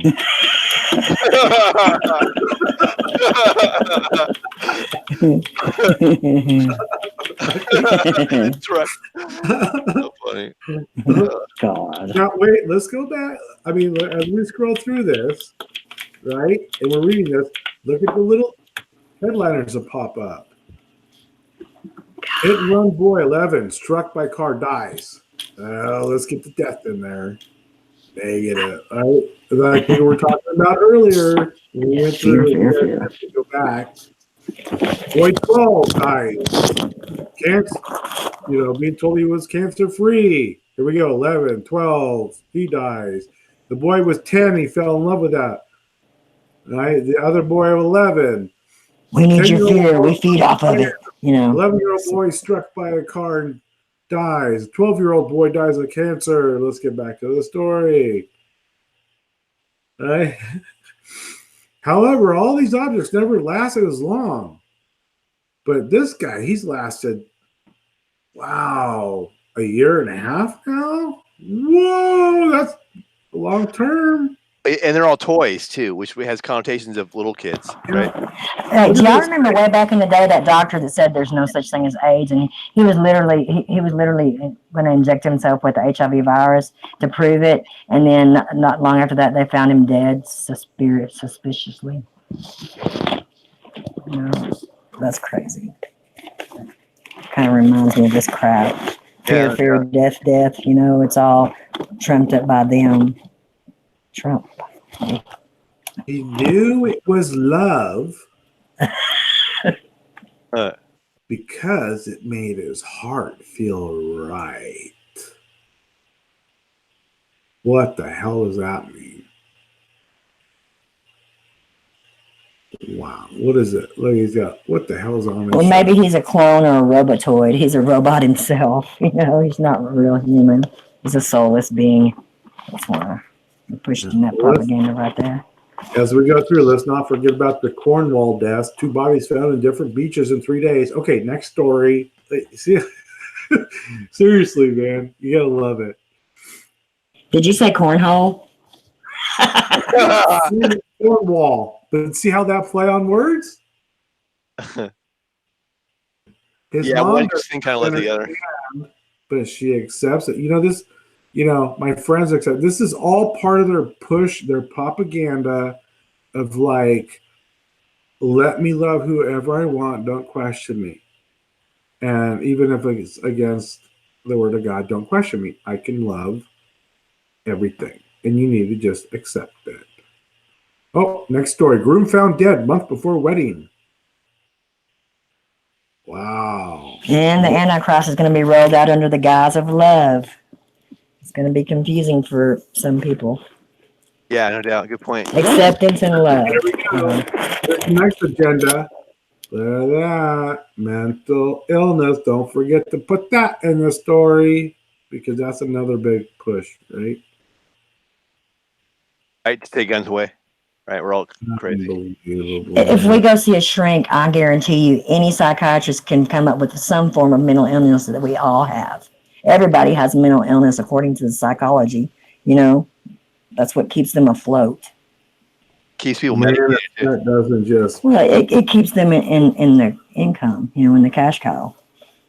You can take a sane person, a well person, and send them to a shrink. I guarantee you they'll come out with some diagnosis. Yeah, I agree. I think you're right. Yeah. Yes. Oh, perfect. Look at Pyman, you're on it. Trans robot love. So we got the transsexual, we got the AI. Oh, that's awesome, dude. Great point. On point. Right. Yes. Because of the Transformer, huh? Awesome.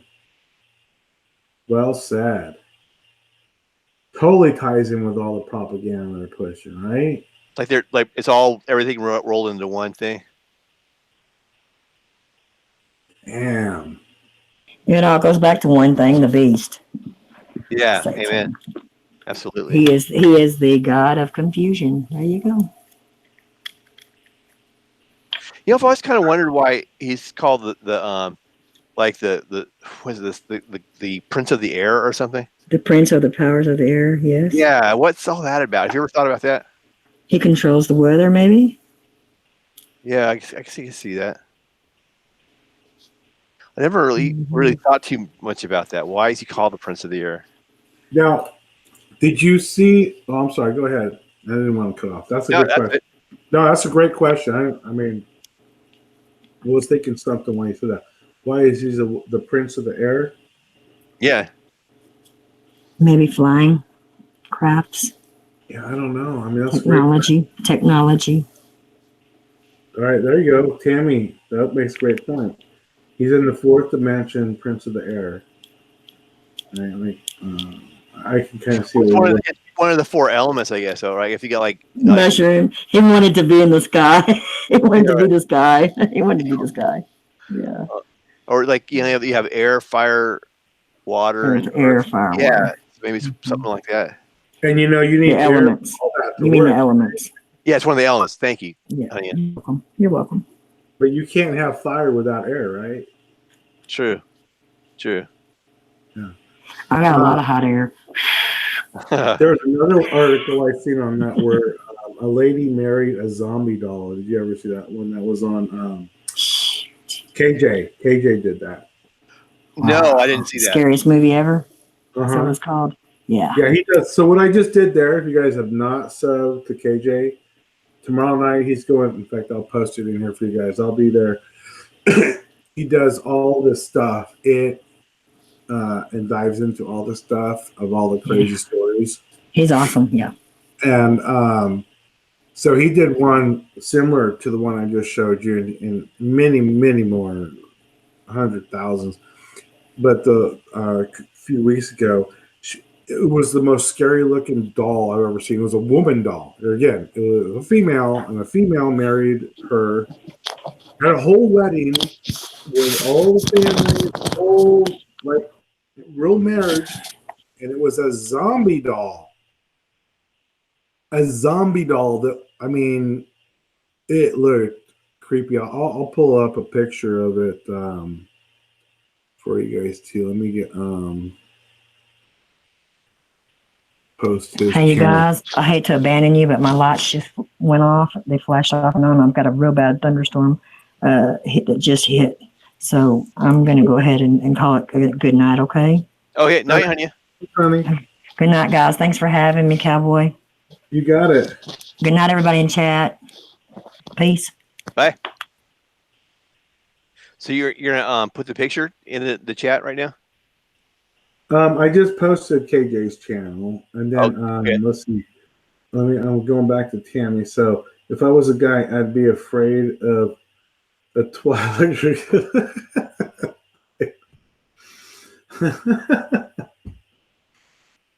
Tammy. She's funny, huh? Yeah. Let me see if I can pull a picture of that for you. Zombie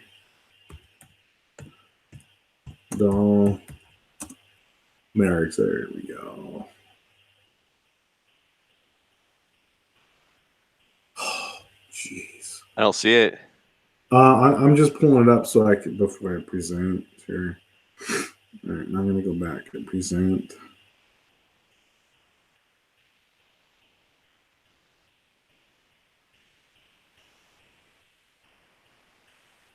Let me know when you guys all see it. Oh, weird looking. I see it. Oh my god, what a weird looking doll. Right? Well, they're both weird looking, I guess, right? Right? Yeah, they look kind of similar too. It's just weird. What the hell? Man, none of this stuff can be real. There's no one marries their doll, right? They're all like it's all like a No, psyop. it's all a push to Uh, this whole push of like going against scripture of man, woman. That's it. uh-huh. You know, Right, right. God's allowing you Which to one's the doll? find your mate, stay with your mate. Now it's like first they push the divorce is okay, and I get there's at times where divorce is necessary. I'm not, not that ignorant. Now, But they but really pushed a whole agenda back in the 80s with like divorce. And now all of a sudden, you know, finding people that are still married is taboo, like not taboo, but like, wow, does that even exist?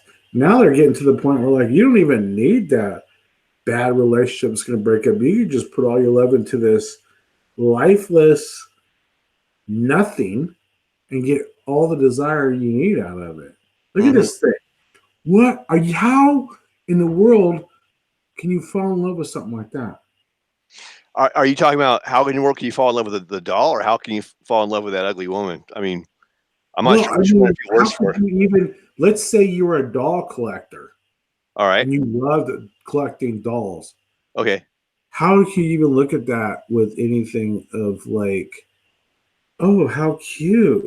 Oh, I want to put that on my mantle or something. I mean, look at that. It has no eyes, the teeth. I mean, it freaks me out, man. It freaks me out. Look at that. And not only that, somebody made the doll. She found it, fell in love with it, and married it. Married it. Yeah, that's ridiculous. And according to the story, here it is, right here. Consummated the marriage. No way. It's right No here. way. Woman 21 who consummated marriage with a zombie doll.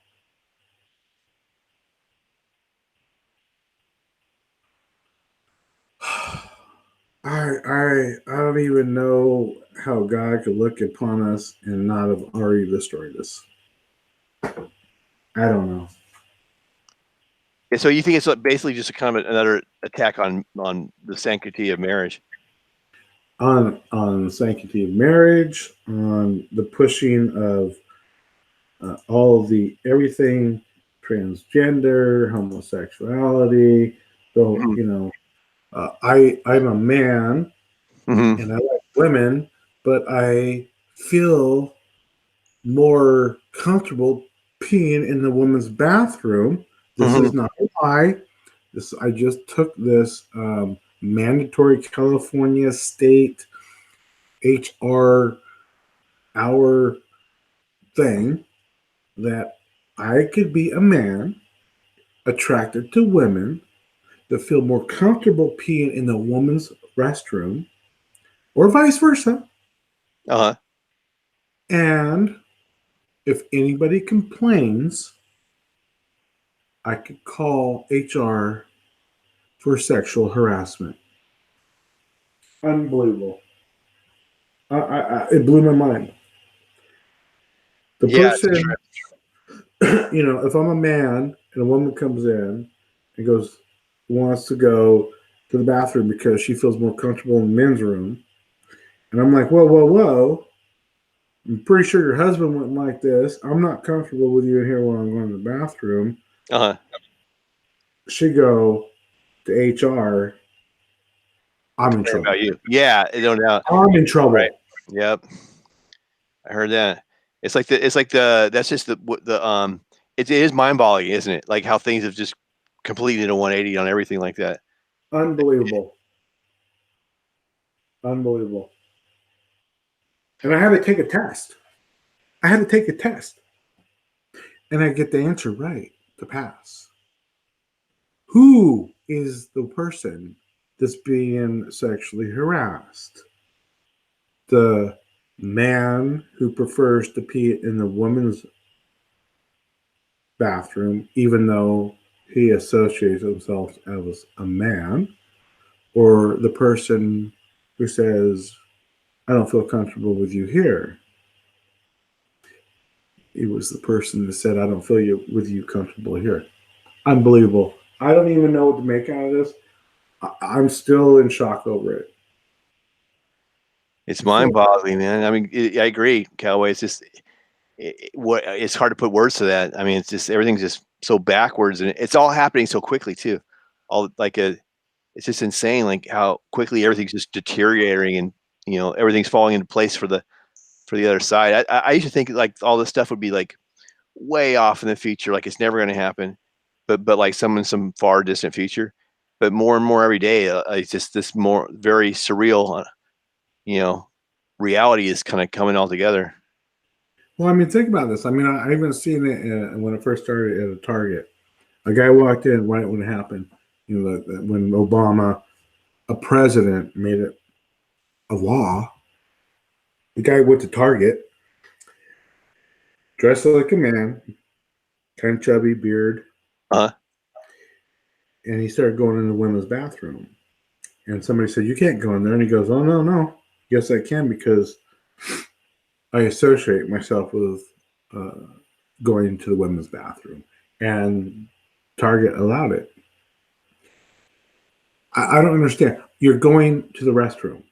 Like, at what point, at any point, like me, I'm like, even when I go to the men's room, I'm thinking, I hope there's not a lot of guys in there. I don't want to be like elbow to elbow and, or whatever. It's like, yeah, where like you're going there to get rid of waste that your body's excruciating from whatever. right. At what point is that become a word where sex should even be involved in it? Yeah, I agree completely. If you're a man, you stand up. Right. If you're a woman, you sit down. So why would you want to go in where a woman sits down and you stand up? What's the point? Like, how is that more comfortable? How? I don't get it. I'm just yeah.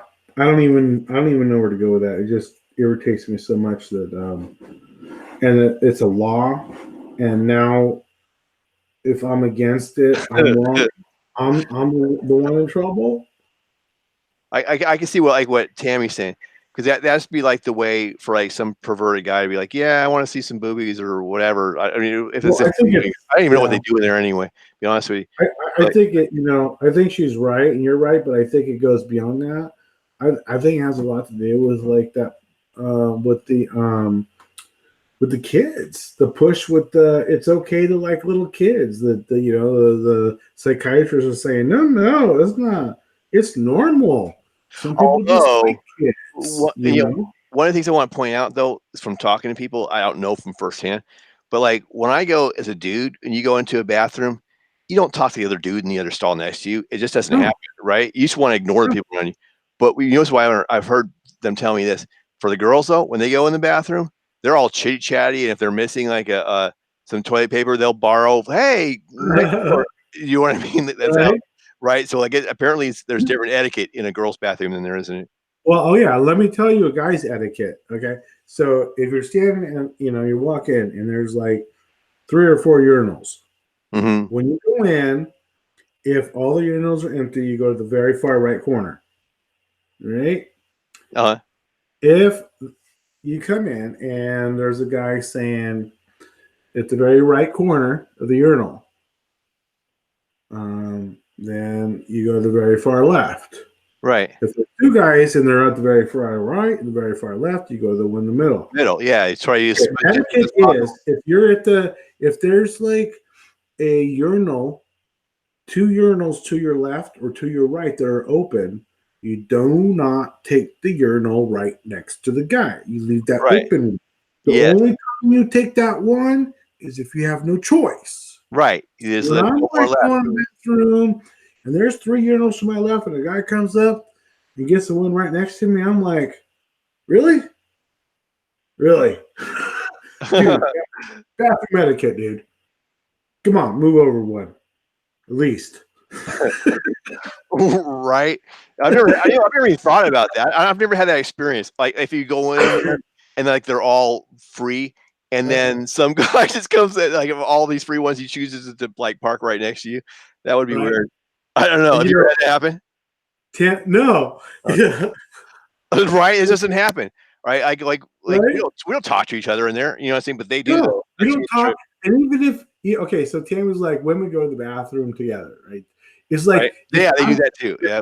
like if I'm hanging out with Mike and we're at the club, it's like, all right, hey bro, I'll be right back. I go to the bathroom. I'm not like, hey, Mike, you gotta go to the bathroom? No, we don't ask. Right? Yeah. We don't ask. We're like, no, granted. I might go, hey Mike, man, I gotta go take a piss, man. And Mike go, you know what? Right. Right? So Uh-huh. we'll go.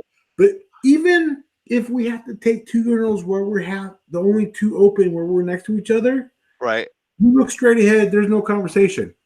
Yeah. Right. If Exactly. you do have a conversation, Uh, and if you do, because it does happen, you Right. look straight ahead. You don't look at each other, it's just like, yeah, you're looking at the wall. Like, thank God most men's bathrooms have some type of literature right above the urinal in bars. Right? Like the sports thing, the sports paper or something. They got something for you to read, look at. Right. I was reading graffiti if I'm in the stall, like what Right? that like try to look for something funny. Right? And I'll tell you, if I walk into a men's restroom and there's like 4 urinals there, or whatever, and there's one open, and I got to go in between all these guys, I notice there's a open, the where you take a crap. What is that? Right? Uh-huh. I'll go in there. Like I'll go in there. I don't feel like being crammed in. I tell you, the worst restrooms for guys are the ones where it's the trough. Oh, I mean like at a concert or Oh, something, right? Yeah, yeah. like a big It's just a tub big thing. barrel. Yeah, like And like you that's just cool. gotta squeeze in, like, oh, excuse me. Yeah, There's a spot here. Like, right. Yeah, it is pretty weird for sure. Yeah, that's uncomfortable for sure. I don't even know how we got on the subject, but that's urinal 101 for men. Right, You know? right, exactly. And I think it's funny because women are like that. They're just like, Right. So yeah. how are we going to combine the two? It just doesn't make sense to me. You know. Right. But get back to the point, though. I get what you're saying, though. Like it's just another way to try to condition people for how they want us to, little by little, whittle away at our, Mhm. our attachment to God and the things that, keep us normal. Right. Yeah. Bye, man. Some women can be standing up. Yeah. Really, I've never seen that in my life. Have you ever seen that? Well, of course, I don't like watch women pee, but like, there's one. The only time I came close to was once. I was like at a Grateful Dead concert, and I was hanging out with someone who that went in the bushes. I didn't realize what they were doing because they kept talking to me the whole time, right? And Mhm. squat though. That's I found that out by accident. That's what they do. They'll Yeah. squat. So even in the wilderness where that's what they do. But like, Yeah. Like, I'm 49. I've been around. I've had friends, not even girlfriends, like, we're out by the car and they're like, I got to go. So they'll open the door and then I'll stand between the door and the car with my back turned. And then they'll go, they'll squat right there. I mean, it's like, all right, go. Like, make sure I'm not downhill. for camping or something, right? Camping Right? because there's nowhere else to go anyway. But I've never seen that. Can they even do that? Like pee standing straight up? I don't know. I don't even know if that's hygienically good for them. I don't know. The world may never know. Galway. Right? Exactly, Robin. Well, I'm hoping that they're not in a situation where they do need to stand up. Right? Like, I mean, if they were standing up, wouldn't they have to like be like in a dress or something? Like, you couldn't be in pants and stand up and do that, right? Yeah, I don't think that would work unless you're like Mr. Bean. You could take them off while you're standing there or something. Yeah, pants would definitely not work for that. No. Just not possible unless. But again, just getting back to the basics, it's you're just getting rid of bodily fluids, so it should never be a situation where you feel that you're more comfortable. That whole concept. Okay, let me ask you this. Okay. Do you know anybody? Does anybody in the chat room know anybody that ever has said, like, yo, bro, I gotta be honest with you, Mike. Gotta be honest with you, man. I don't want to tell anybody, but dude, I don't feel comfortable in the men's room. And I think I'd be much more comfortable being in the woman's room. Can we protest? Can we get like some type of thing to get, this law passed that I could do this? I don't know. What do you think? Like, obviously, no, that's not how it happened. It's the agenda. Right? But they want you to think there's so many people out there like that became the point where the president of the United States of America made it a law. And for that state that said you can't do it, we're pulling all of the major sporting events and major companies out of your state, and you're going to be broke. Come on now, man. Come on, man. I feel like this is like the NFL. Like, come on, man. Right. Seriously. Really. I mean, I don't know. That was a question. Have you had any? Maybe you guys have. Have you had any friends who were like, never. In the chat room, have you ever had any friends who were like, women or men who were like, I kind of feel more. Now, look, I'll be honest with you. I've gone to a bar downtown Sacramento. It's called Faces. It's a what is that? A homosexual or not homosexual? It's like in Sacramento, downtown Sacramento. Yeah, it's like it doesn't matter if you're straight or gay. Right? They have a lot of men that look like women, but they have like really good drinks and really good music. And I went there with my girlfriend because it's kind of not that I sit there and go like, oh no, I'm promoting you. You know what's nice to go there with your girlfriend? People don't mess with you like other bars. They just they're nice. They let you be, and there's no.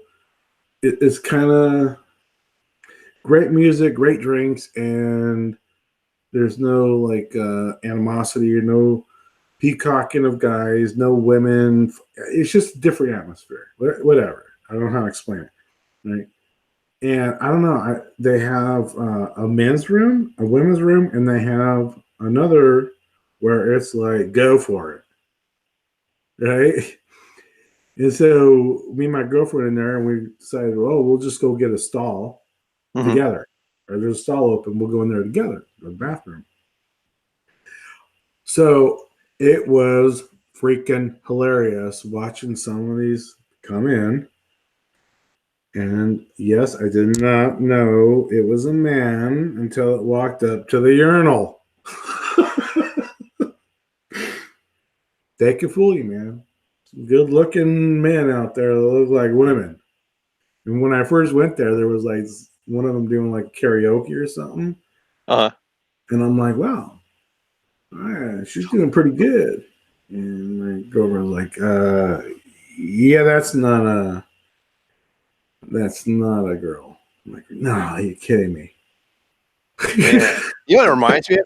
It's like I've seen trannies like, or whatever they are, whatever the term is, like in Sacramento, as a matter of fact. But you could tell, like, I don't know, there's something like the Adam's apple or something, right? But with a lot of these actresses in Hollywood and whatnot, like I used to think nothing of it. I'd think, oh, of course they're all, women or whatever, right? But now I can't even watch a Hollywood movie now and be attracted or whatever. I'm just like, oh gosh, it's probably a dude. You know what I mean? But they're like way better at hiding it, I guess, because they take hormones or I don't know what they do at a young age versus like a dude that like wakes up one day and realizes he doesn't want to be a Well, dude. here's the thing, though, Mike, is they're trying to make it sound like it's so normal, right? When actually, seriously, I think they only make up like 1% of 1%. I mean, it's very minute, but they Right. want to make it sound like every other neighbor is one. And they, now they're pushing it in Hollywood and everything, and they want to make it seem again normal. And why is that? I mean, I think it all plays back to what, like the Baphomet, right? Uh-huh. Sure, totally. I was Right? watching a video about that, and they think like yeah, you're right. Totally goes back to the Baphomet, doesn't it? That whole dual gender thing, and Yeah, they want everybody to be one. right. What I heard though is that the Baphomet. I don't know. All this stuff is like I constantly get lost, and I never assume I know everything from one day to the next. It seems like everything's changing. But like one guy's theory was that, or gal, I can't remember who it was, but that the Baphomet was it is just the way it's spelled in French or whatever it is really just an anagram or something for um, uh, Sophia, wisdom or whatever. That's where the owl comes in at. So, I don't know. And there's theories that like Lucifer is really, really a woman, or he portrays himself as a woman or something. But I don't know. Yeah, you're right though. It's certainly at least the symbolism anyway is congruent with that whole gender bending thing. Yeah, I mean nowadays, if you say anything negative against it, you're a minority. You're in trouble. You're a racist, or you're prejudiced. You don't love the person, and it's like doesn't matter. You can say it till you're blue in the face. Like I love you to death. I pray for you every day. I just don't agree with like your choice in life. I mean, put it this way. Let's say, Mike, that you have a best friend that you've known your whole life is married to another one of your best friends that you've known your whole life, right? And let's say all of a sudden you notice your best friend is cheating on your other best friend, right? Okay. What would you say? Would that in this society it'd be okay for us to say, dude, really? Don't do that. I mean, if you don't want to be with her, then don't cheat on her, right? That's okay, right?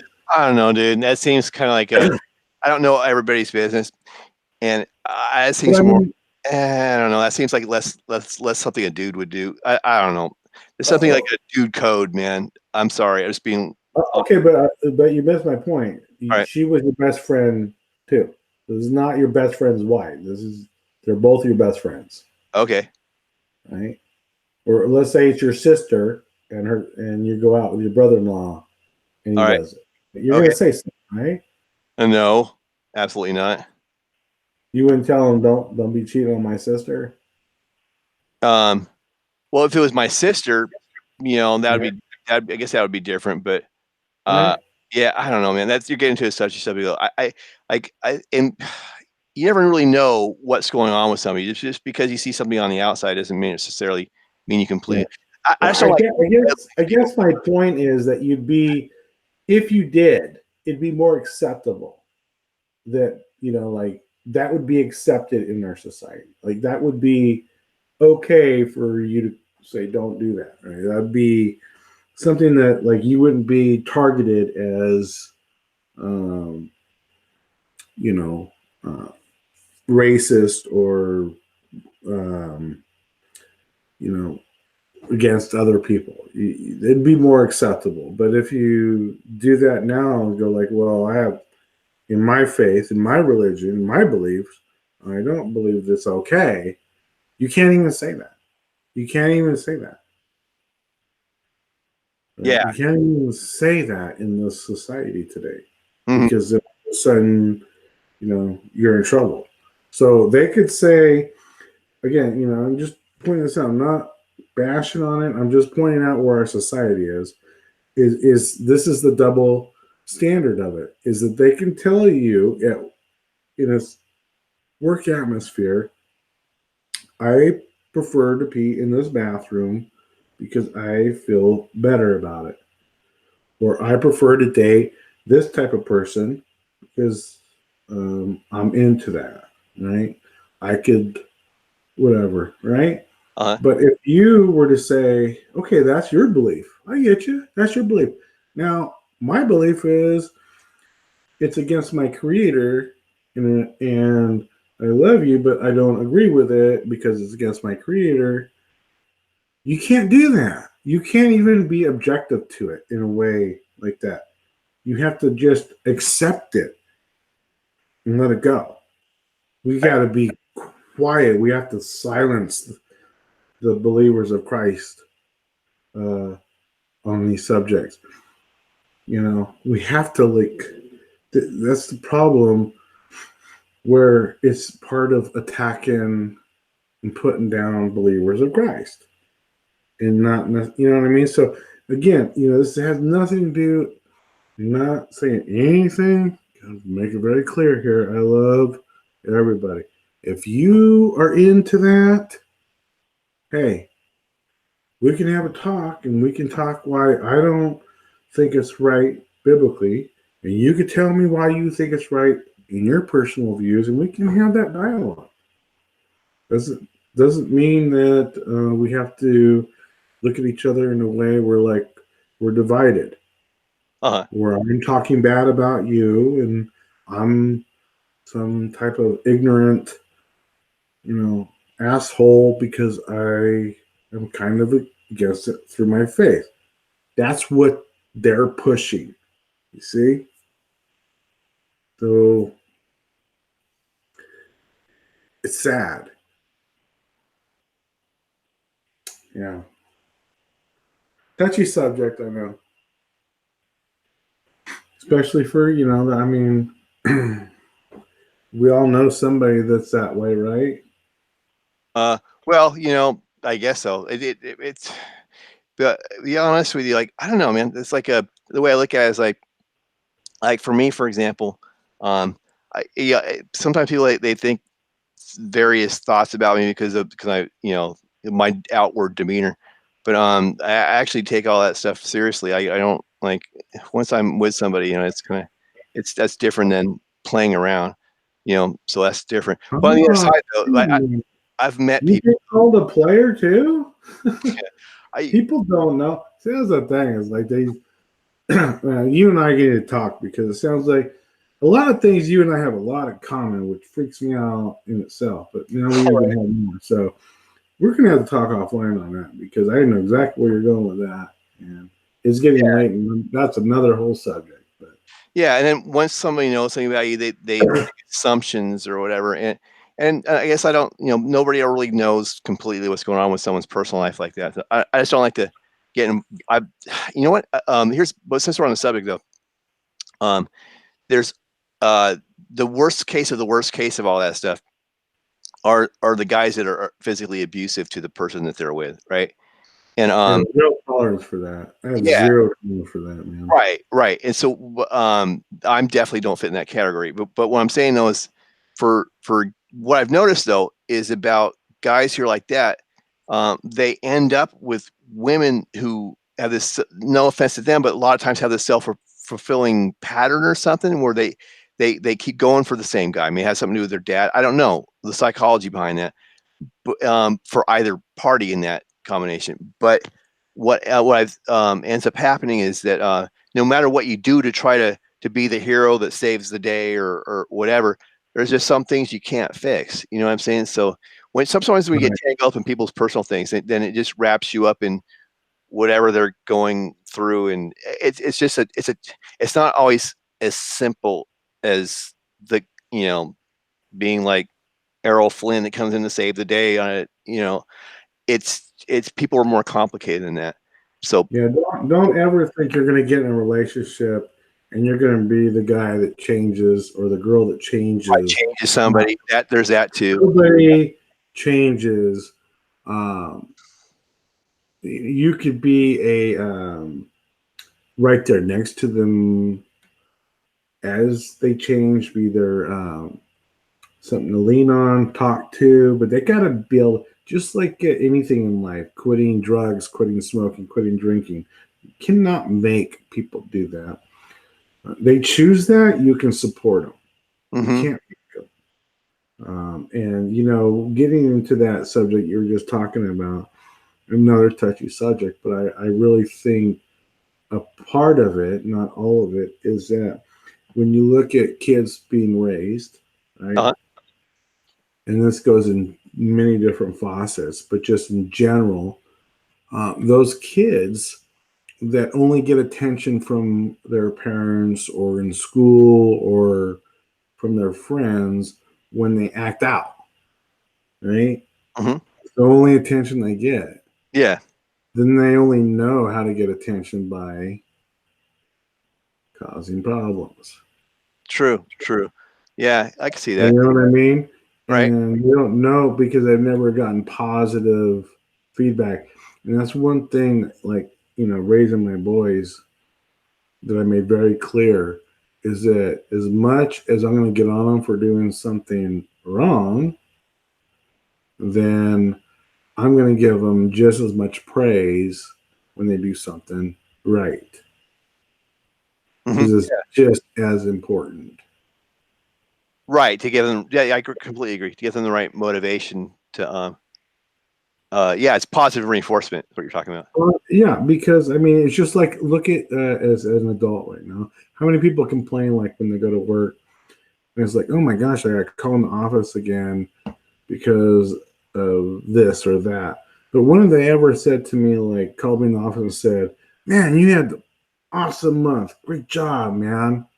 Right? How far does that go? Right? But if all you do is call them in and only when they have a bad month, bad week, a bad day, they leave with their head down, right? But what if you gave them that same thing when they had a great day? Wouldn't they want to come in and always want to have that great day, right? People always just point out the bad and get on people for the bad, but where's the kudos for the good? Whatever it is. How many people that when they let you in traffic, you put your blinker on, it's heavy traffic, trying to get over, and somebody finally lets you in. How many of you people actually give that person a wave, like, thank you? Yeah, I do that. I'm all the way too. Wait, that goes a long way. You know why? It's very subtle. Very subtle. It's not very big. It's just a wave. Not much to think about it. Let me tell you something. That person that just let you in, right? It's gonna make them want to let other people in later. If they do that, and the guy just comes in and is like, "I'm not even gonna wait for you to wait. I'm gonna, the next time I might I'm gonna close that gap in." It's just little things in life, Be appreciative and be positive. Be more positive than negative. Hey, I'm all about, hey, if you did something wrong, we're going to talk about it. I'm not going to overlook it. We're going to talk about it, But on the same hand, if you did something positive, come on, man. Give the same amount of love at least. At least the same amount of love. Goes a long way. Yeah, I can see that. Sure. Being thoughtful to people around you and all that. It's a good thing. I don't know. Just it doesn't even have to be at work. Right? The grocery store, right? You're standing in line. Right? You have two items. The person in front of you has a full cart. They look at you, and they look back, and they just start putting all their stuff on there. How do you feel? Doesn't Like, bother me. really? Doesn't really bother me at all. I don't make an assumption that they're going to make room. They were there first. It's not the end of the world. But I'm patient anyway, so doesn't. Yeah, I don't know. To me, it is a they didn't let you in because somebody else didn't let them in. Because you know what I mean? Um, I don't know. It's acts of kindness. You do an act of kindness for one, and it spreads. You don't, it doesn't spread. Yeah, makes sense. Kind of like a domino. Yeah, it does. Like I said, like the time I went, I told you this. So just another example. I'm driving across a toll bridge and pull up to the window to give the person the money, and they're like, "Oh, the person in front of you paid for you." What? I don't know them. They paid for me? Yeah. Let me tell you, it was such like wow, such a great act of kindness that every time I go across a toll bridge now, I pay for the person behind me and I pass it forward. I'm just saying this. I think that's how it works. Yeah, I I hear feel you. Yeah, it's a good idea. That way you're like kind of doing that whole good karma thing. Sending the good vibes out there. just I'm old fashioned, Mike. I for open the door for hold the door open for people. I'm old fashioned. I am really like old school. I'm not in, like I'm like you. I'm not in a big hurry. Um, but I do appreciate when people let me in. I do appreciate it. And in fact, there's been times where I've been like, "Oh, I'm in no hurry. Don't worry about it." And they're like, "No, go, go. All right, thank you." You know. Yeah, yeah, I'm like that too. Like it's always good to be nice and thoughtful to the people around you. Yeah. Although some drivers make me mad though. Um, like the people that cut you off or they put you in dangerous situations. Mm-hmm. Trying to wedge between a couple cars or something. You used to be surprised where I'm at in the East Bay. I've seen some weird driving. Where I've really seen weird driving though is Houston, Texas. Houston, they have like these roads that are like 4 lanes each way. It's like a freeway, but it's a road, right? Going towards Katy and what I would see in rush hour is kind of like LA, right? And but what I would notice is like someone be leaving like perpendicular to the lanes of traffic, like leaving like a Taco Bell or something, and they'll honk their horn and stuff, and it's like they become Moses, like parting the the waters, so they get over all like cross 3 lanes to get to the fast lane. That to me that blew my mind that people would do that. Like they would actually expect everyone to move out of their way through rush hour track of 4 lanes, just to get to that fast. If that would be me, what I would have done is like get into the slow lane, turn around, and then maybe like turn down a different street where you come back in where you can like at a stoplight or something get to the lane you need to get to. But stuff like that is kind of obnoxious.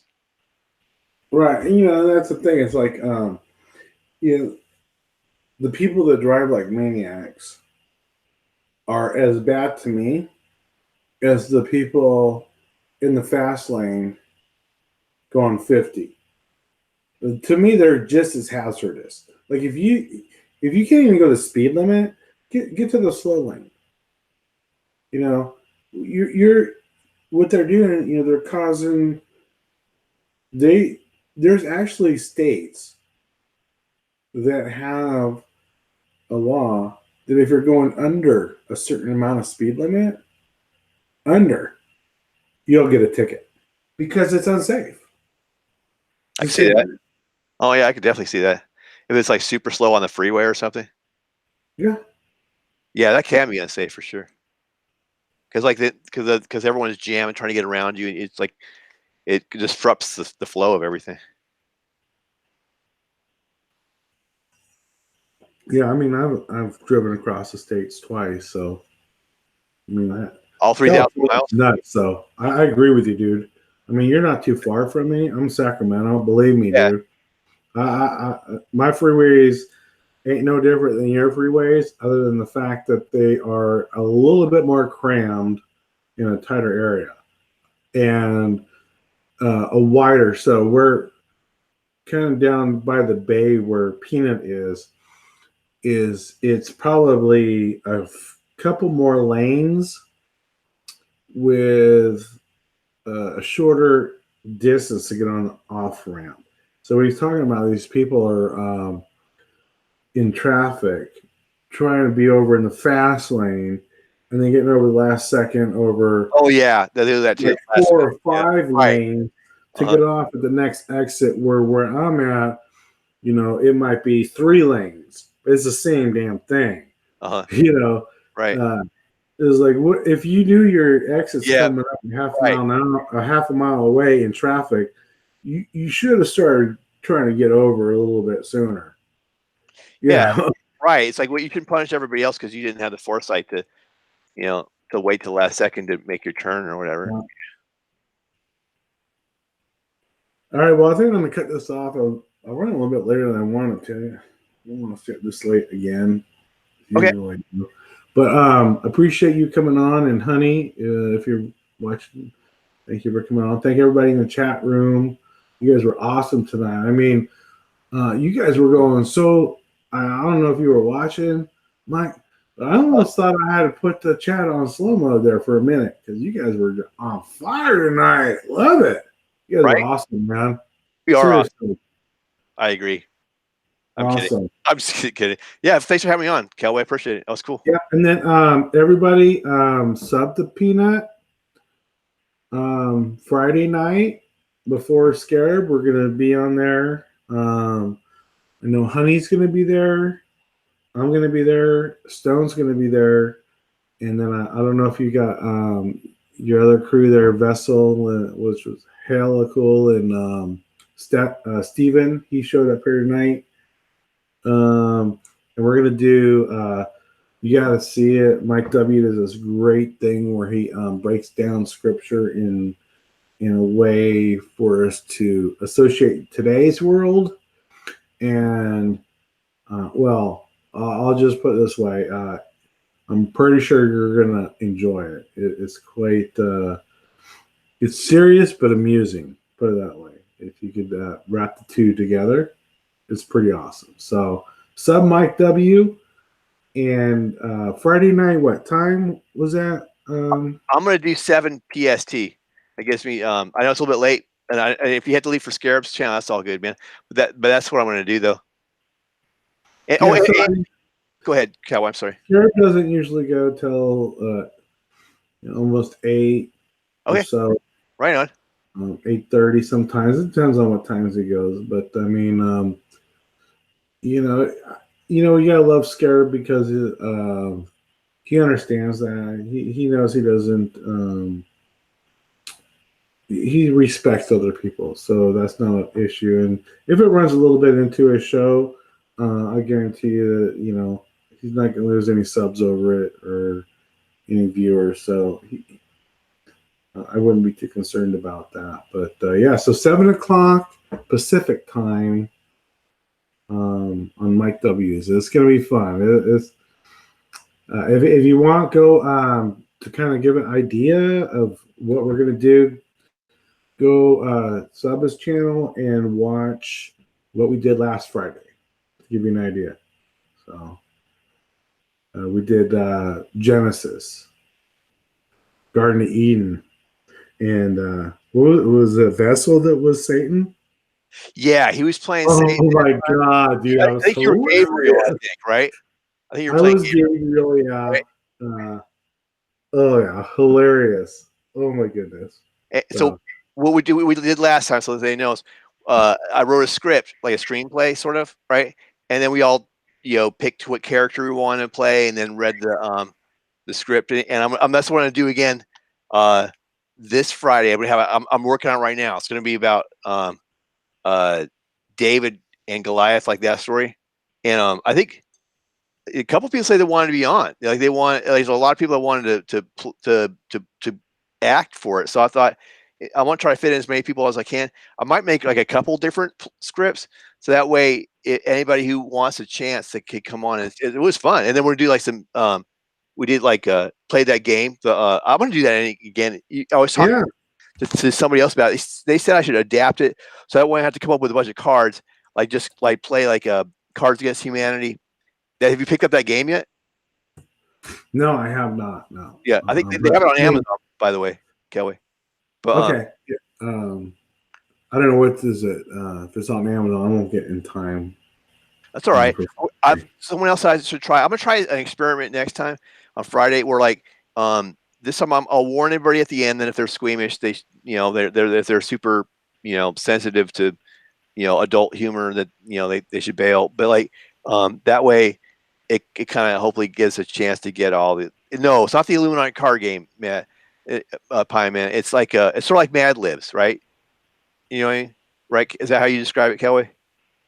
Are you doing Mad Libs, or are you doing the one where you ask a question, we have a certain answer? That was a little bit dirtier. Yeah, it was. I'm doing both. So I'll be honest, I kind of like that one more than the Mad Lib one. But I'm just saying. Oh yeah, I think that was funnier, but I like it more too. I knew you would like it too. We were both had a sense of humor like that.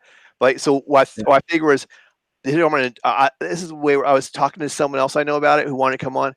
And I know, right, Rob? That's what I'm gonna do. Some Mad Libs too. It's gonna be fun. You'll see. Like, I think we should do all three. You know what? Why don't we do all three? You're right. That's what I'm saying. Let's do all three. Like last time, it was a little chaotic, but it kind of worked, though. You know what I mean?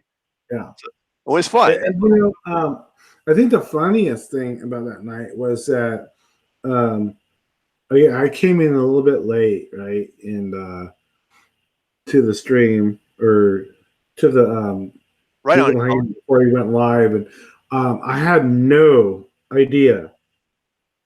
And again, it wasn't talked for beforehand, like because I had asked. And when we started reading the script, we were all in character. Right, that was cool. Makes it. I mean, like I said, when Vessel was Satan, and being so just give you an idea. You have to go watch it, you guys. And then Adam, right? Dude, that was perfect too. Oh my god, dude! Like what? Oh my god! You guys have to watch it because it's hilarious. People were in character, and it wasn't talked about, and we had no idea, and it just unfolded that way. It was.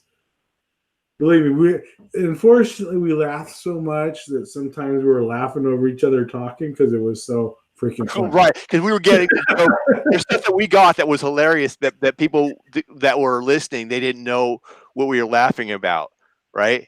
Right, because they didn't know that. I don't know. Maybe they assumed we were going to be in character. We didn't know we were going to be in character. Right. So that's why we were laughing. Yeah. We were laughing.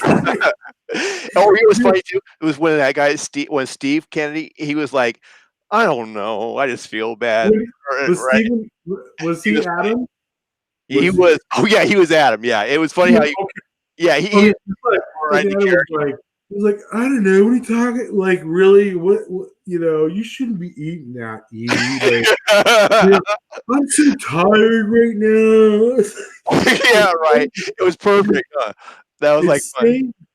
Vessel was saying when he was tempting Eve, he was like, well, maybe you just need to take a bite of this and you'll know. You just I gotta tell you, man. Hilarious. Absolutely freaking hilarious. Go back and watch it and you'll know what to expect for Friday. And hilarious. And yeah, there were some people in there, Mike, that didn't appreciate when we went to the Mad Libs. Right. And they certainly didn't appreciate when we went to the other game. So, yeah. There's some some people are just like, they're like way sticks in them. That's not right. Right. Yeah. Well, they would probably have been unhappy with our talk about some of the subjects tonight here too. But You know what's You know, funny I- about it though is they it's not like it's a surprise. I mean, I act like I can tell everyone my nuts are great everywhere I go, right? So like, how did they not know that was going to happen? You know what I mean? Like they tuned in to watch or listen or whatever it is, right? And I'm like a complete idiot wherever I go talking about stuff like that. So I don't know why they were shocked. You know what I mean? right. And I'm gonna tell you this: there's nobody in this chat room tonight that would be offended by it. I can guarantee. In fact, yeah, I'm pretty sure. Right. And that's the thing is like we're gonna be talking scripture. What I mean, they're used to it, Mike, on my streams and Jason's streams when we go on his and stuff. Right. They're used to it. Where 1 minute we're sitting there in the Bible, digging through it, praying. Yeah. The next minute we're like tonight. The next minute we're talking about how to pee in a urinal and what's the code, and I mean, this is what I love about our community is that hey, we're people.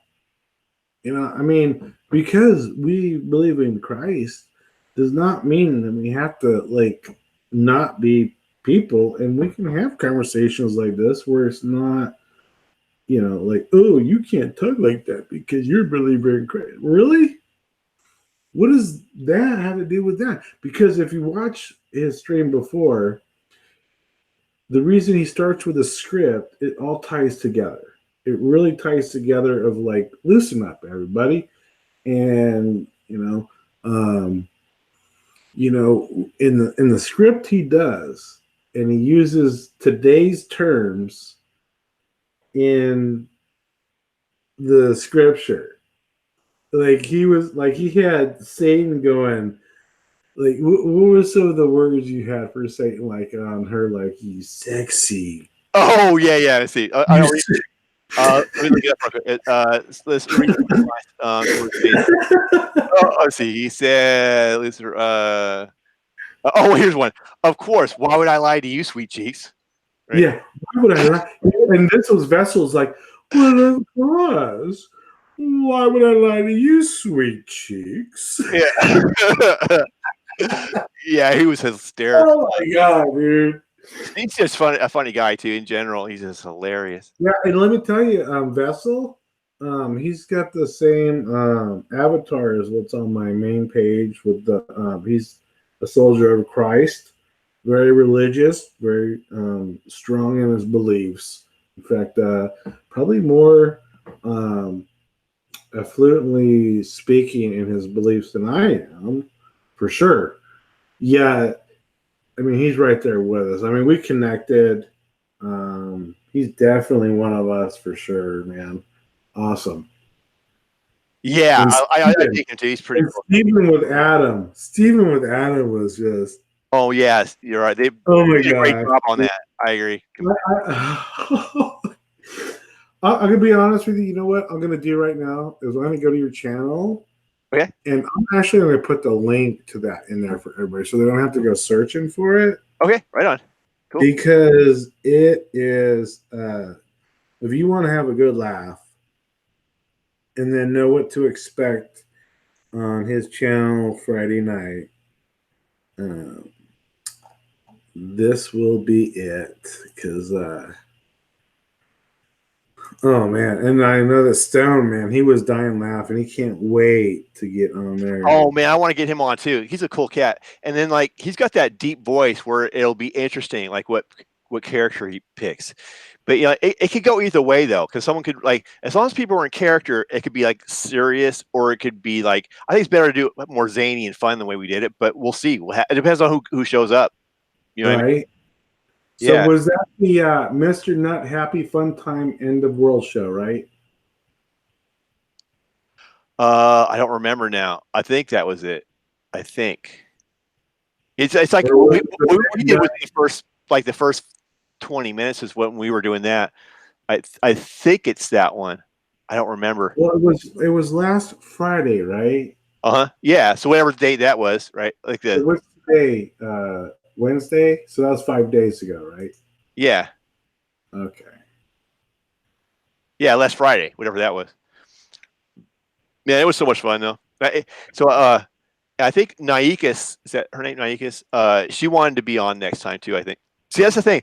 What's going to happen is, I think, is that a lot of people are going to want to come on and have fun.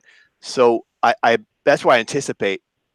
So what I want to do is like try to get everybody to have a chance to come on. You know what I mean? That Right. wants to, who feels comfortable with it. You know. Well, absolutely, dude. I mean, like I said, like you can do a couple, or you just like rotate people in and out, and I don't have to be there every Friday. I don't mind. I'm a chat boy. I'm born in the chat room, so don't feel like I got to be on there every Friday. Yeah, well, but you're awesome though. I mean, because like you had fun with it, so it's like you're perfect for that. So but I want to be nice to everybody, so I'm trying to do everything I can to fit everybody in. I wish I was like tons and tons of room, but like we were talking about earlier, it's only going to be like, I think you only fit 6 people on a No, I'm looking at your other live stream, and uh, let me go back to the other one. See how many people you had on that one. One, of two, course, always three. recycling. Like someone would leave the room and then someone would Okay, come in. there was 7 people on the Big Nutty Radio in the Oh, chat. right on. Well, hey, the more the better. You know what I mean? Yeah, 1, 2, 3, 4, 5, 6. I see 7 avatars on the Big Nutty Rodeo that we did 3 days ago. So, and Shaggy, he's funny, dude. Shaggy's, you got some good friends, man. I appreciate meeting your crew, man. Yeah, well, I'm sure they appreciate meeting you. So that's the cool thing about it is that like both of those circles when they combine, then it's just a good way to have more people on all these channels that know each other. Right. Absolutely. Yeah, Awesome. it worked out really well, didn't it? Because like, Oh, I loved it. right, because Yeah. like you have a certain group of people that come and watch you that are similar to go to Canny's channel, and a lot of them go to like Scarab's channel. Um, but that's kind of separate from the people that show up from Talking Doctrine, though. Like they're like there's some overlap, but a lot are just separate. So that was kind of a really cool way to combine everybody. Yeah, just to give you an idea, like so like obviously Mike W by now, but like his friend Vessel, Shaggy, and Steven, he was here earlier. They're kind of like us. Like in fact, they know a lot of scripture. Let me put it this way: they know their Bible, they know their faith. At the More than same I do. time, Or me and you are kind of like we got some blind spots, but like they're way. Well, I'm not gonna speak for you, but they're way more advanced than that, and they're pulling out yeah, scriptures. yeah, I'm like, I can't do that. you know, I don't know that stuff. I'm like, I don't know. I'll read something. I read it somewhere. I couldn't uh-huh. for the life of me find out what book it That's is. exactly how I am. Yeah, You and I are the same way. Like I right. don't know the scripture, but I can tell you about it. But these guys are the same type of guys. They're gonna sit right here and enjoy like a show like tonight. Yeah, The same, you know right. what I mean? Yeah, because that was cool. That's but they know me. That's why they weren't surprised. They know how I joke around, right? So we joke around the same way. They can be earthy or whatever that way, but some of those people, man, they're just like, wow, like I'm talking about them. I'm like, I don't think that's right, or whatever. Right, like you can't talk like that because what do you mean I can't talk like that? This is some funny stuff. If we can't laugh at this stuff, I know, right? just being like, how are we gonna bring in people? That's always, what I loved about it was like, you got to be down to earth. I mean, how are you gonna reach people that are down to earth that find humor in some of these things if they act like you judge them for being people? Not everybody. Look, everybody makes jokes. Everybody has a sense of humor. You can't laugh at things in life. We don't go into things that are like off, that we shouldn't be talking about, in my opinion, right? It's not like we're That's what I think. What happens a lot of times is I think it's pretty common. Like what happens is people whatever it is they get attracted to the word, and then after that they get caught in this like stereotype that they have to act a certain way, right? Or some, Right. I think they get paranoid that. So what they do is they I'm sure they laugh at the same things, but they try to play it off like they don't. So they put up this front, but what this facade, this image of who they are, and so they want to laugh, but they're worried that they're going to be ostracized or someone's going to point a finger at them if they laugh at something. Maybe I don't know Well, because there you go. That to me, that tells me a lot about a person because if you can't be you because you're worried about what somebody thinks about you, right, you get out of my world, get out of my circle, get out of my chat room, get off my stream. I ain't dealing with it. Be yeah, you, right, And we can argue over me being me and you being you, which is right. fine. But be you. Don't be fake, man. Don't be something because you're worried about what somebody's going to think. Yeah, yeah, for honestly. sure. And you know Forget what it does too is like when we can joke like that, it does the opposite. I think it just shows we're human and we're bringing approach that we're real, like you're saying, Right. right? When you do it the other way, that we're like everything has to be according to some stereotype of what a Christian is or whatever, then it's kind of alienating. And a lot of those people are, I think, I don't hate people in a box because we all make mistakes and all that.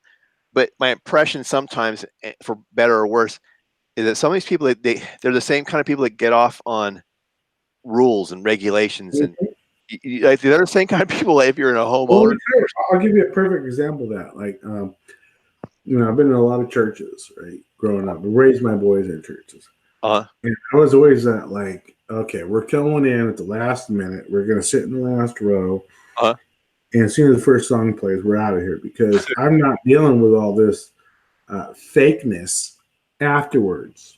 And I'm not, like, you know how people are, right? Yeah. Very typical, but yeah, very true. I found a church in Columbus, Ohio when we moved out there. We went through, oh my gosh, I don't know, probably like a handful of churches before I found this one. Mm-hmm. And of course, all the other churches like, raise your hand if you're new. And then they want to get to know you. And it's like, leave me alone. I'm as much as you think I'm open here, I'm really not. I'm actually a bit withdrawn and shy and very selective on who I open up to. I'm not just like that. Yeah, I see this church, and I dropped the kids off at the little daycare thing. Went to the service, loved it. The guy went verse by verse in the Bible. Every day you're opening your Bible. Every day you're reading scripture. It's not some feel-good story sermon. You're in the Bible. I'm like, wow, I love this, right? I go back, pick up the kids, and one of the ladies that was like up in the music area, the playing in the band, right? Now she's in the hallway, and I'm picking the kids up. She's like, oh, I noticed you guys are new here. I'm like, oh, here we go. Right. Almost my first thought. Get out of here. Right, here it comes. And she goes, dude, this is what she said to me. Okay. She goes, by the way, we do karaoke every Thursday night at the pizza place down the road. We get pitchers of beer and we sing karaoke. I'm like, I love this church. Oh, that's cool. I know. Oh, that totally went different. I totally didn't expect that. I thought she was going to be like, we believe in dressing better or something. Right? Yeah, that's cool. Right on. It's not like she was saying we get drunk. Right. It was like, hey, we're relaxed here. Yeah. We dive into the Bible. We don't judge you if you have a beer. Right. Guys are showing up at church in their jerseys, football jerseys. You can see their leg going like, come on, football game is on. Hey, it's fine. Right. I was like, that was my favorite church of all time. I could tell. I bet you were comfortable there. It wasn't, and let me tell you, I never went to the karaoke place, the pizza place. Never had a beer with them. But I loved the atmosphere, and I loved how they dove in every Sunday. You walk in, and you open your Bible up to where you left off last Sunday, and you're reading verse by verse. And what he did is he would take, if we got into one verse, and he'd go, okay, now let's go back to this book, this verse, this, and it kind of ties together with what's going on over here. It was like total Bible study church. Like, Uh-huh. not these churches where they stand up there and they have a sermon and they don't even open the Bible and they just talk about feel good shit. And you feel good for an hour, right? And you drive out and you flip the guy off, they cut you off. Right? You know? I don't know. But It was hey, awesome. hey, Cal, well, I'm calling at night too, man. So, All right. hey, thanks for having me on, though. Yeah, thank you. Thanks for coming on. And again, you guys sub to Mike. Thank you. Tammy, Pie Man, Colin, Mushroom. We got Robin Neely, Keneally. I know there's a K somewhere hidden in there, but you know, when a K is silent, sometimes it's just hidden, I guess. I don't know. Maybe so. We also had Steven in earlier. I know that for sure. And he'll be there Friday night. And Mandela Effect was here, I believe, earlier. It was so bad with names, man. We got Splatter. Miss Phyllis Wheeler was here. Thank you guys all for coming. Really appreciate you guys coming. You guys were just freaking tearing up the chat room tonight. We had some new people, Aldi Barron, and what was the other one? Serene, I believe was her name, or his name. Floyd was here. Taekwondo, love you, sister. God, Taekwondo, dude. Gotta tell you, she's got like the driest sense of humor. Yeah, As me. it's funny. Hilarious. Yeah, I see. We've known each other on a different channel. Dude, she cracks me up. But all right, anyway, thank you guys all. God bless you all. And I know that we might be going live tomorrow night. Not sure. I know that Stone Better was talking about he could do tomorrow night. So I'll hit you up, Mike. Maybe we can even do your channel and rotate. Doesn't always have to be here. So yeah, make sure you sub to Mike because we don't know where we're going to be. And you guys have a great night. And we'll see you at some point tomorrow for sure. Hey, thanks, Cal. We appreciate it. God bless. God bless. Good night, everybody.